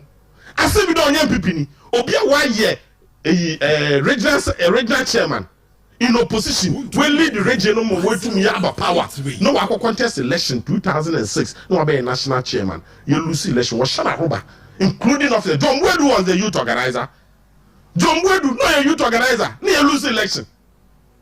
Including others. At the end of the day, Nana Danko Akufo-Addo, no a flag bearer. The same Mark Menu now was Shana Roba 2008. He was the campaign manager for Akufo-Addo. In 2016, in 2020, John Wedu, Obeye communication, deputy communication director, Obeye national organizer, acting general secretary. Onyon no leader Emayeko, you win 2016. He was not the general secretary, no leader you win 2020. Now so election Olusi. Does it make John Wedu a bad person? As I'm going to answer, that is politics. One to me. On your only the MPP we need 2 times 2020 2020 Ashanti regional in the you lose election into you want to be a bad person but you get top MPP people I'm a police station for now Oscar wole can sample no negative on home national executives regional executives constituency executives etum ebe tumatu obi na no ba omi na we lose no and MPP no we lose no I am a dog. How can the loss of MPP be a joyful moment for you? Meanwhile, as a MPP, national executive, a former flag bearer, a flag bearer aspirant, how can the loss of MPP be in any way, Oscar? The moment painful was the local election, or want to have a flag bearer. Woman, and Uncle Tio, but to win the power. None of them. Yeah. The vote here, Bako. One hit na nanguti sika obotuma around the party no. One hit in a nanguti resources obotuma mobilize. Now so they speak as if national executives, flag bearer aspirant, constituency executive, regional executives. I don't know where see my losing and painful what the structures are to claim. There, when you tell you the man, what she say, Bibiano Radio 101. The same in painful will complain. No, they are the same people who put the direction. No, yeah. It's anyone will come on Suno, one Sunano, when we are a friend painful office. What's one brother here? Here, every day you know, Wafun Suna. Meanwhile, Radio 101.3. So, the man, you are worrying the grassroots because only them paying you know. On him left and right were party. Oscar, come and see the number of people I was suffer. Polling station executive, voluntary groups. Oscar, you support the party. Ni age and any situation on to me ejuma.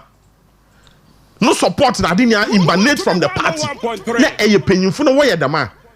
You cause what can some you have work on your quar so baka police station you know the yo yeah no buefu as a result of that ejuma odo your do party no onye into 1 year party no if you the party now bro there are so many people. I will speak for myself as MPP with Takoradi. There are so many people hardworking because of 1 2 be was not because on you because obi a pollute na adwen nti wo politua what the asamobone wa adwenum continuously a obodu baby ahokaka na dey party adwuma na enye yeah but obi o your police station people look up to him ebia nipa be 10 20 nti say ogo sika say enya dem ko 10 e won moto aba but e wia e be blame flag bearer but flag bearer only them polling station no flag bearer only polling station ho tell me. No, we create impression. Akufo-Addo, President Kufuor. Sure, Oscar, everybody shawana. Yeah. I have seen Oscar MPP flag bearers. Men won a Professor Dubois. Akufo-Addo, Baumia, and Baumia ahubo what the best on this trip no. And this trip no. Obey west. Take it from me. Yeah. Obey west. But I mean pay more boy in there. What be a party paying? What be a flag bearer?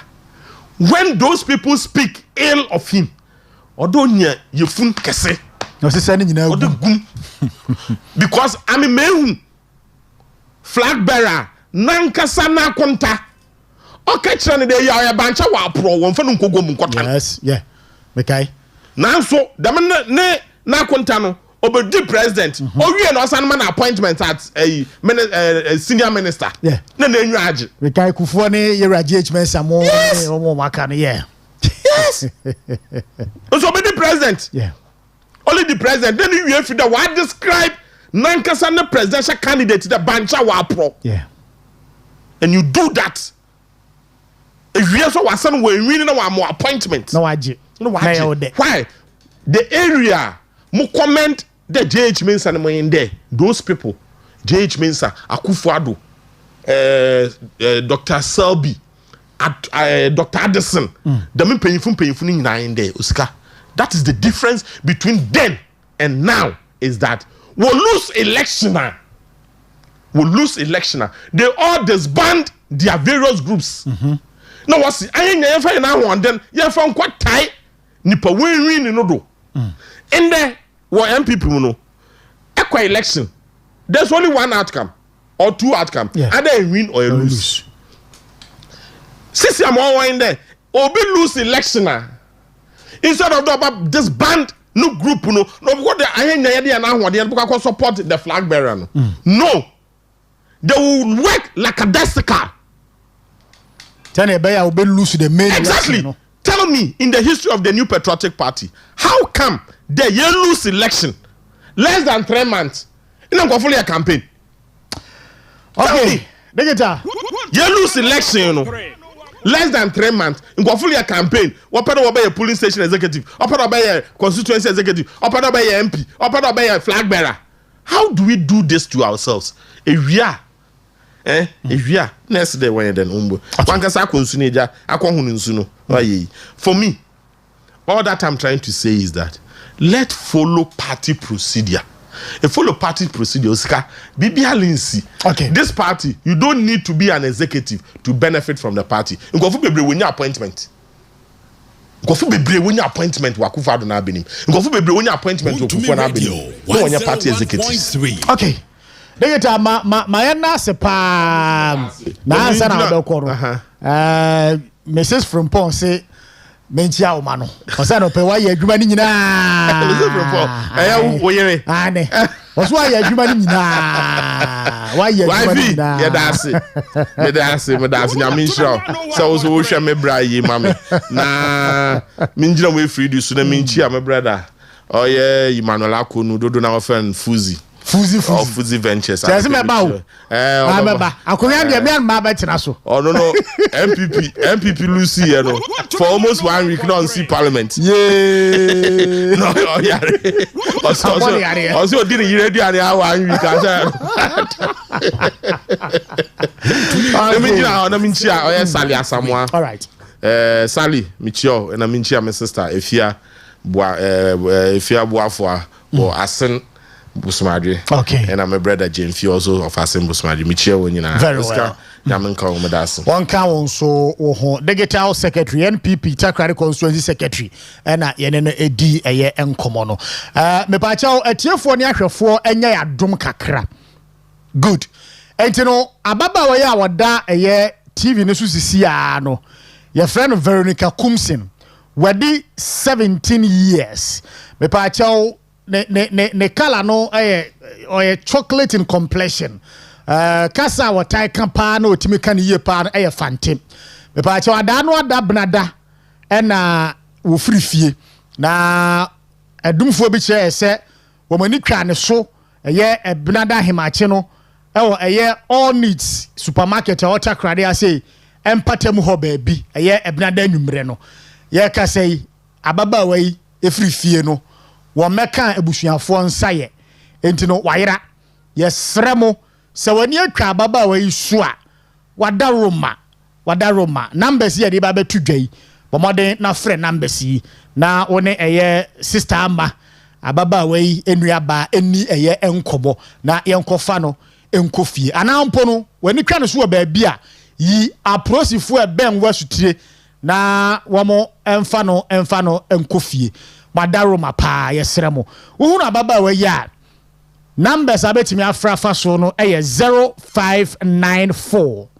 3617 36 0594 361736 bomode buaye na yenhunu no mesra o frifie no na wo hye eye check a form skirt and afi atade brown and na hye no a wodi efrifie ene wa mabusuafo nyina eni egumogye mu denden ntino uhunu no a na wa frɛ sister ama e wo 0594 361736 wam eti Takoradi mpatado ho peace and love area mu ho a na wo ewo Veronica Kumsin madaroma momoaye na intimi emfa no enko efie ma menya this birthday wish na yentimi enso so entino ababa wa ya oda we isui